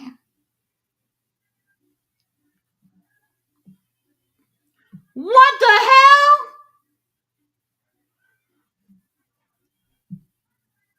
Somebody else is in the ring that just threw fire into PCO face. Who is this? That's who's going on? What? And then the Maple Leaf security guards are fighting. Who is this?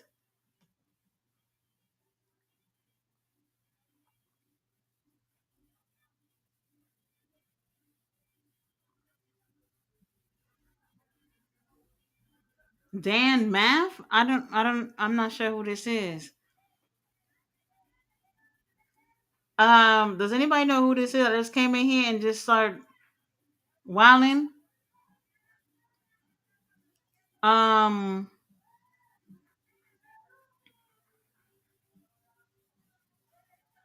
I don't know what I got to do with anything, but okay. So he's not in the gauntlet match, but he just came on in there, and he's pretty much killing all the security guards. Um, we got. I'm not sure.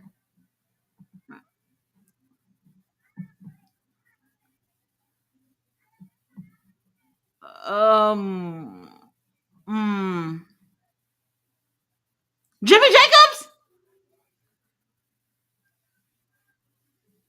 Hold on. What's going on here? They hitting PCO with a chair to the back. What Jimmy doing in here? Oh,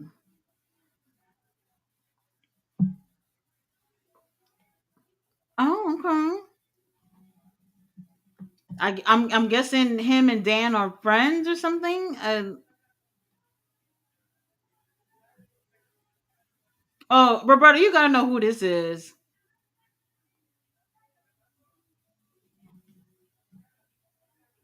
No, well, hold on. So they pretty much stopped the match. I think. For this, I'm kind of lost. Is he gonna hang PCO with the belt on his neck while Jimmy Jacobs is sitting down in the chair just watching?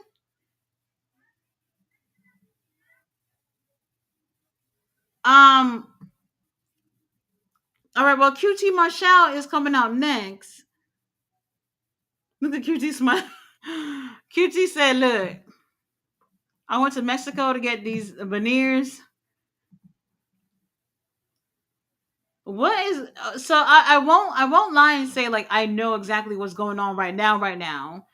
The only legal people in the match are QT, who's coming out right now, and PCO.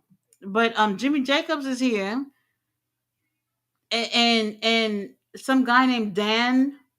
I don't know who. I'm not gonna lie. I don't know who this is. Okay, well QT just got in there and eliminated PCO. So QT, Rich Swan is still in the match.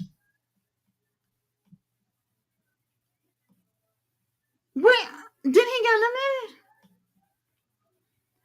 This is what I was saying. I said, watch how when we are down to the last two, three people, it's gonna be Rich Swan gonna be one of them. I didn't even realize he was still in the match. Okay, little cutter here from Rich Swan. Rich Swan got a whole bunch of glitter on him.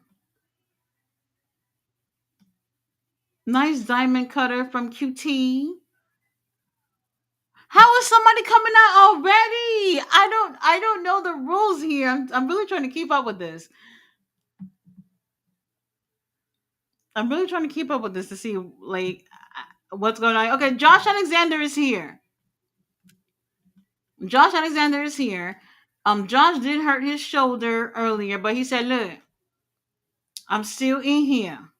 I'm still in here, and I'm putting in the work, and I'm gonna win." Now, Josh might win. Rich Swan still being here is maybe.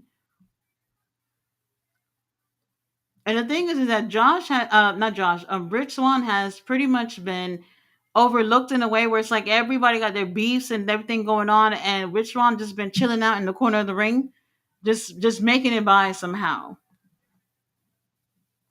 Jamie said PCO is wild, absolutely. Mr. Alezal said legal scamming. We have TC in the chat. It says Backlash was much better than Mania 41. That's for sure. Oh, well, y'all heard that. All that money y'all dropped on WrestleMania. Roberta said the swing man, Johnny Singer. He said Dan Mapp. I don't know Dan. I don't know who this is. And I don't know how this pertains to what's going on. This is probably who's this? All right, we got Sheldon Jean coming out here. He Canadian, right? If he's Canadian, he could win, maybe. But Sheldon and QT got a little friendship thing going on, so they're gonna end up double teaming Josh Alexander while once again Rich Swan is being unnoticed in the corner. Oh no, they end up snatching him up.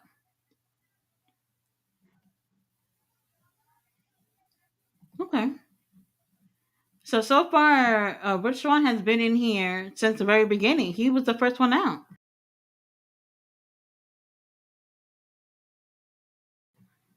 Jamie Lee said that fire spot will be holy shit when done right. Absolutely. Roberta said Dan Map don't give a fuck. Mr. Alexander said Johnny Swinger back. Well, he didn't really get in there. When he saw PCO in there, he said, "You know what, fuck it, I don't want to do this." He said, "Boo, Jimmy Jacobs, boo." He said, "Yes, man. Dan Map terrorizes the Indies. Seeing a dude act like this in a church. Oh, in a church.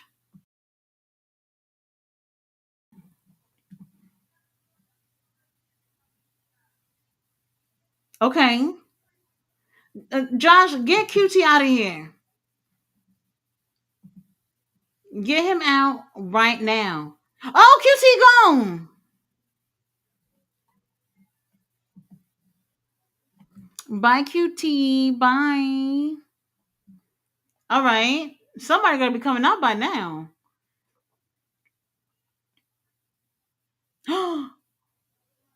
Johnny's still in. I knew it. So he never walked into the ring.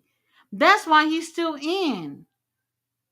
Because he saw PCO and them in there. And he was like, you know what? I'm not gonna get in it. So he didn't walk into the ring. He stayed outside the ring. Um So we kind of forgot that he was even there. All right, somebody else coming out. I have no clue how often people are coming out.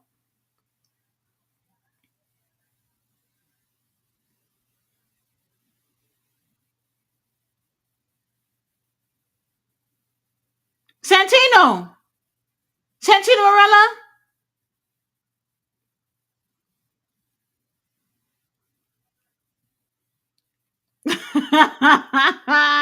He wilding already.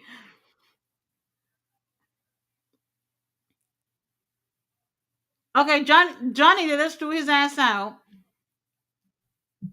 Santino's still here for a moment. They'll get his ass out in a second. I know that. Um, in a second, he'll be out.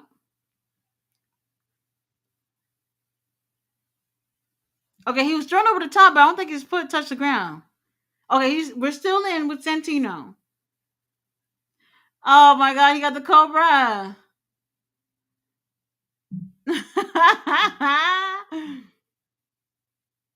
Oh my god.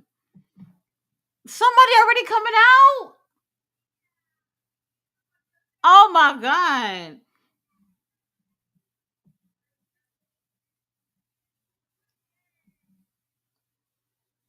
Who coming out now? Who music is that? I don't know. Bishop Dyer. Bishop Dyer.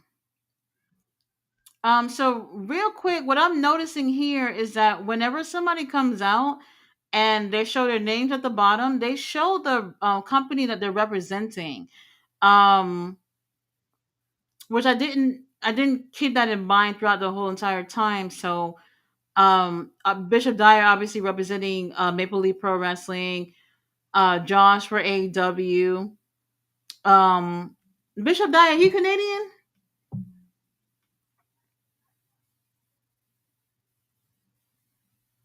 I don't know if he's Canadian.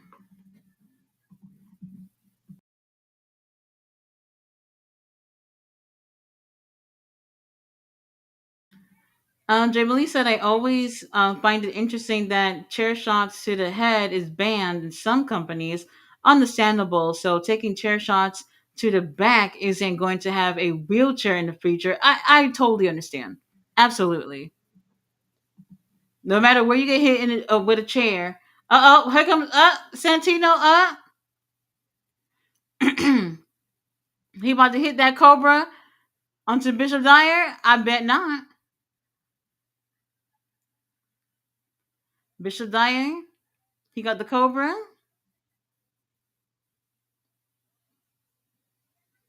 He's turning the Cobra towards Santino. Santino not ready for this.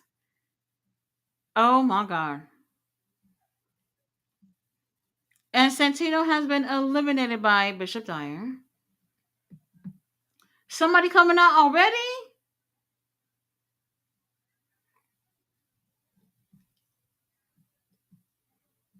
Kid Chocolate.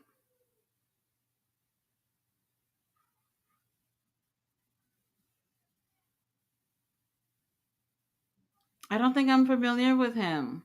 But he's repping Maple Leaf. Oh, he definitely Canadian. The way they making noise for him.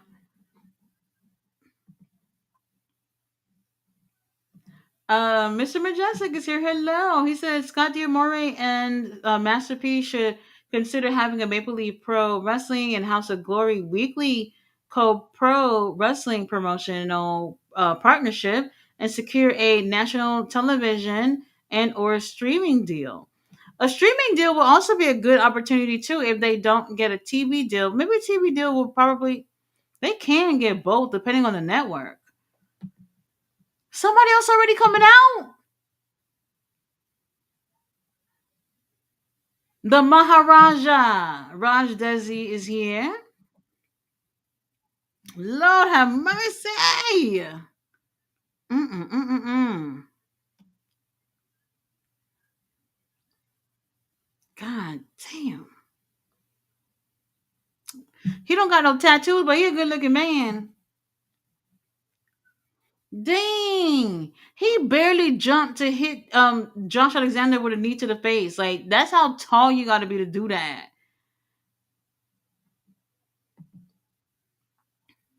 Rich Swan is still here? Oh my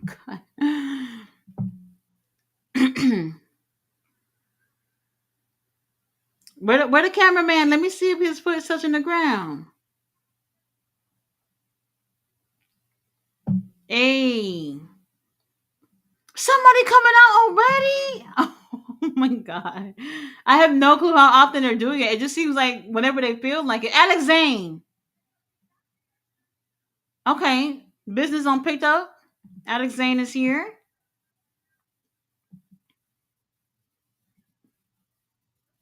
But where we at in terms of how many people are already came out? Because it's supposed to be 20 man.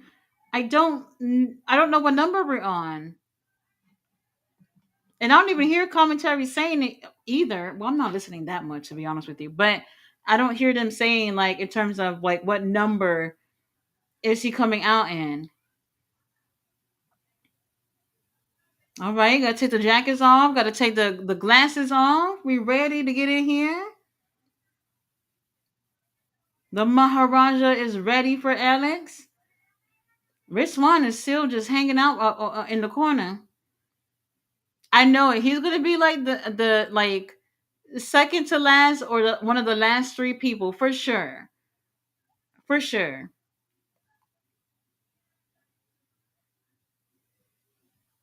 Somebody else is coming out. Let me stop saying that because it's so thing to me right now. All right, Matt Cardona. Matt Cardona. Uncle John said that there are wrestlers actively trying to get into Don Callis family. Uncle Don, if you need somebody to join the Don Callis family to apply the baby oil, um, to help with the spray tanning and stuff like that, like I'm available. I'm not doing anything. You can give me a call. I have no problem. Jay Lee said Rich Swan versus Kenny was a damn good match. Is not. It isn't. It isn't just sucks. Wasn't no crowd for it. Oh, no crowd for it. Well, that is true. All right, this is the most men they've had in the ring so far. I think. Well, so I don't think they already have 20 people already. How many people is that? One, two, three, four, five. I think that's eight people in the ring right now, eight or seven. I'm not good at math, so don't judge me.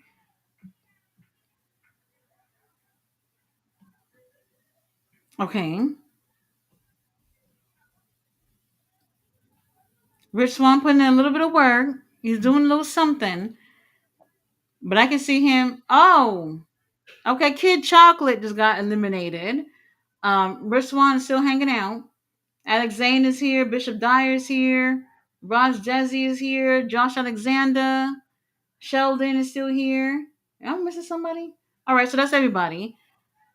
Um, I don't know if there's anyone else to come out. Oh no, wait, Matt Cardona. Matt Cardona's there. Okay.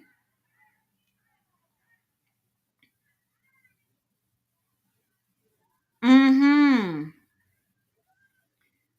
Oh, Alex is about to be eliminated. Okay. Dang, Bishop Dyer is huge. He just choke slammed Alex onto the apron. Alex obviously he's out. He how tall is he? Lord have mercy.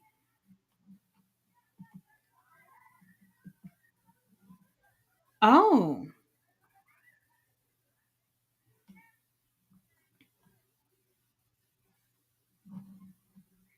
Mm. Okay. Bishop Dyer, he not Canadian, right? Does anybody know? Okay, Bishop Dyer trying to eliminate Rich Swan. I kind of want to see him in the final three. I'm not gonna lie. No, he's eliminated. Oh no. Okay, Rich Swan just got eliminated, and Bishop Dyer just got eliminated at the same time by Matt Cardona.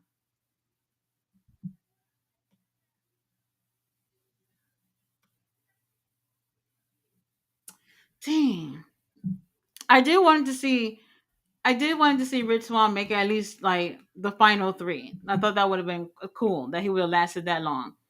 Well, we do have Matt Cardona, Josh Alexander, Sheldon Jean, and Raj Desi. So, all right, let's see. It had to have been 20 people to come by already. I'm thinking.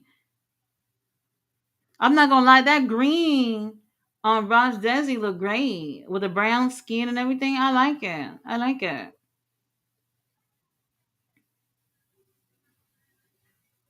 Okay.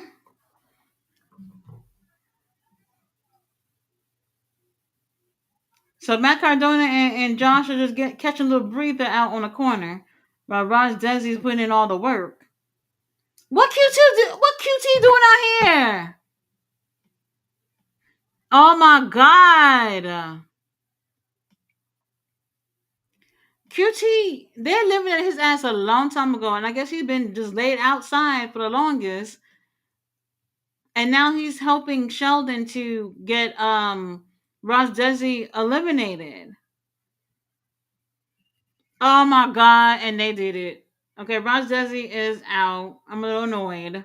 QT, get the fuck out of here. I'm over it. Now we got the final three, which is Sheldon, Josh, and Matt Cardona. Damn, one of these motherfuckers is gonna win the title. What is QT doing out here? Oh my god.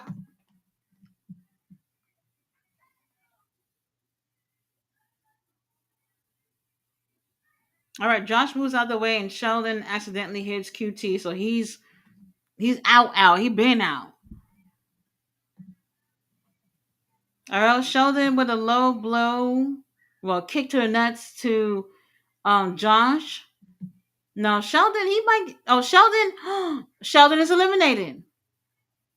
All right, we're down to our last two. Oh my God, Josh is gonna win, isn't he? But Josh has been in the match longer than Cardona. All right, we're down to the last two. Everybody who's out ringside, get your ass out of here. We're just focusing on these two.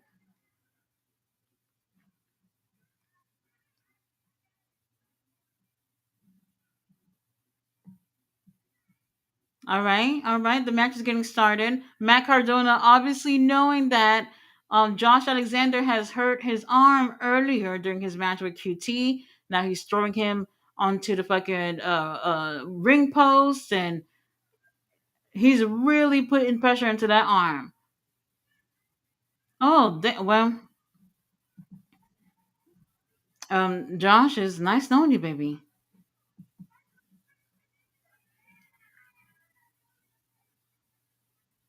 What they call it? What they saying?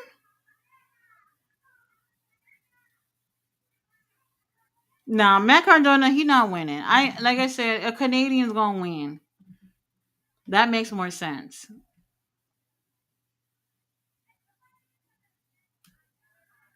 That makes more sense for it to be a Canadian.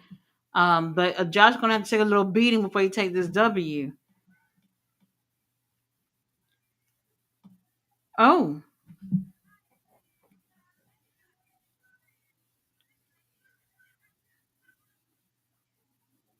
okay. All right, they're both laid out right now. Referee is counting because we ain't doing no double count out situation either. We need to determine who's gonna win this damn title.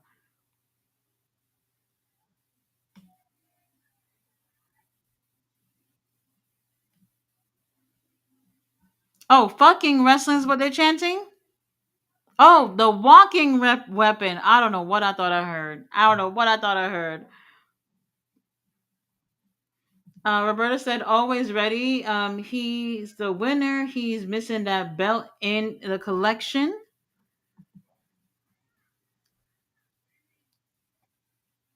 Well, Josh, bring the title on home to the Don Callis family. Did he just slap his butt? Oh my god. It works. It works, I guess.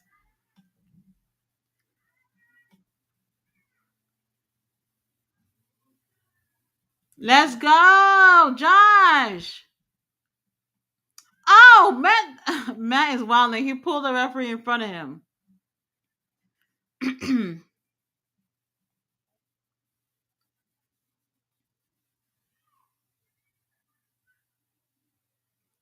Don Callis is you can hear that he is very tense right now because obviously Josh Alexander is part of Don Callis' family. He wants him to win. We got a match going on here. We got to call it down the middle. However, Josh, we're rooting for you.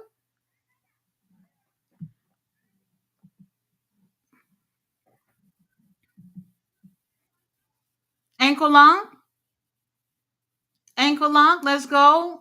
Put some pressure onto it, Josh.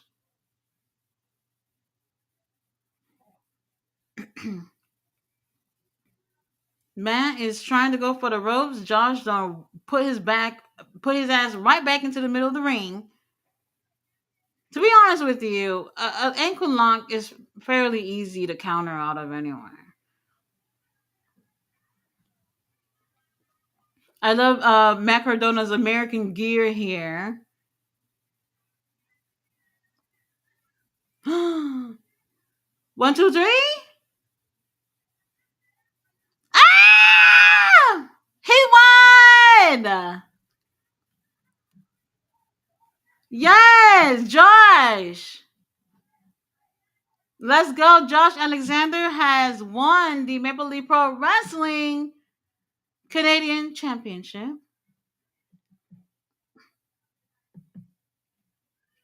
Let me see the title. Oh, look how cute.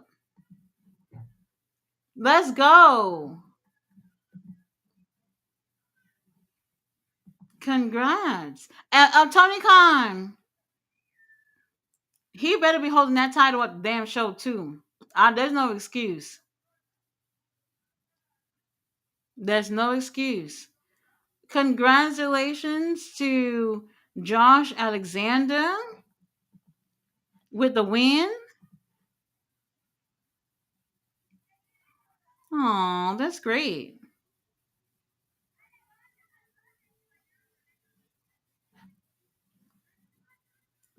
Oh, you heard that? Uncle Don said we taking the title to AEW. We taking it with us. Oh, congrats. Roberta said the first time I saw Josh Alexander was in a promo where he drained his ear with a syringe. Gangsta. Um, that's a no for me.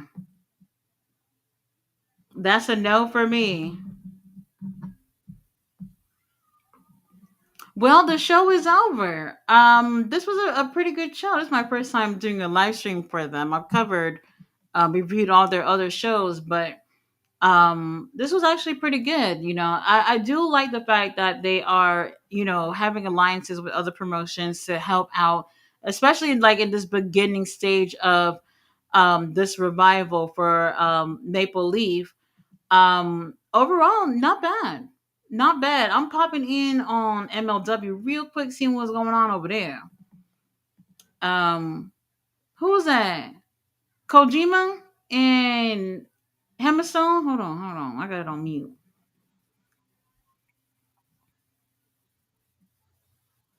Mm-hmm. Okay, so what is that? The main event for the world title? Donovan Dijak versus Matt Riddle. Oh, all right. Mystico. What is it? Mystico going against who? I ain't see it. It went too quick.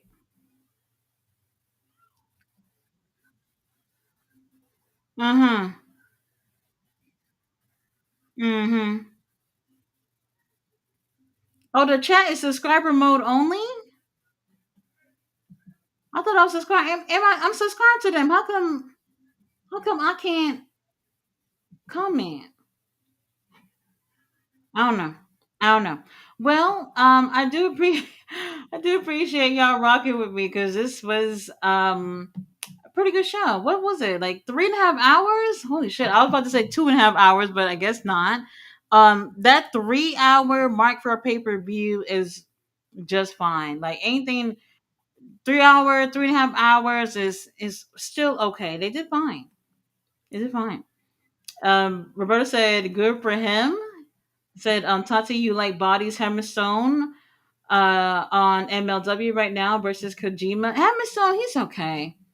I do like meaty guys. If you're meaty with tattoos, that's a plus. That's a plus. No tattoos is like, I don't know. He doesn't have tattoos. At least none that I can see. I like him. I like him. This is the Chicago show, isn't it? Right? Um, I do want. I'm gonna check out the one for Dallas, see what is given. I think it's September or October, something like that. I know definitely it's after well after All In. Um, I know HOG is gonna be out there that All In week. Somebody else is gonna be out there. Is it MLW that's gonna be out there for during All In weekend? I think over time we'll probably see other promotions use like that All In weekend to their advantage as well too. So we'll see how things play out for All In this year in oh wait, well actually hold on. So yeah, they're in the US this year, but didn't Tony Khan say that All In will definitely be in the UK next year? I feel like he said that, but I'm not 100% sure. I don't know. I'm not sure. Let's see. Roberta said Benoit Saint Dennis with the sub. Black Star says so. WWE fired Mystico already. What do you mean fired Mystico? Mystico's in CMLL, baby. He's in CMLL. Roberta said, "Yes, ma'am. Good night. Be safe." Oh, baby, I'm about to wrap this up too. I'm wrapping this up. I think I'm just gonna lay in bed and watch this show for a little bit and see what is given. They just started like 30 minutes ago. So is this for a title? I don't know if it's for a title. Um I don't see any titles on the line, but okay, not for this. It's not a title. This is a like a fusion show here with MLW and CMLL putting in some work. So that's should be a good show. Not bad. I'm gonna check out to see what they're giving for the show that they're gonna do in Dallas, and probably end up getting tickets if they end up having if they have a VIP, I'll buy it. If they don't have VIP, fuck it, I'm not going. I don't got time for it. I don't got time for it. Well, you guys, that's it for me. I will be doing a review on the show. For anybody who wants to know how that turned out. Really great show from Maple Leaf Pro Wrestling. Um, I am looking forward to their next show, which is on July 5th, which is Resurrection. Whatever they just did with PCO, I don't know what that was, but overall, this was a pretty great show, and hopefully bigger and better things for Maple Leaf Pro Wrestling. If y'all are not tired of wrestling, go ahead and go back and watch this show if you didn't see it. And if you did already see it and you want to watch more wrestling, MLW is on right now on their YouTube channel. They're having a show with CMLL. It looks to be a good show. So I'll see you guys on Wednesday for Dynamite. Good night.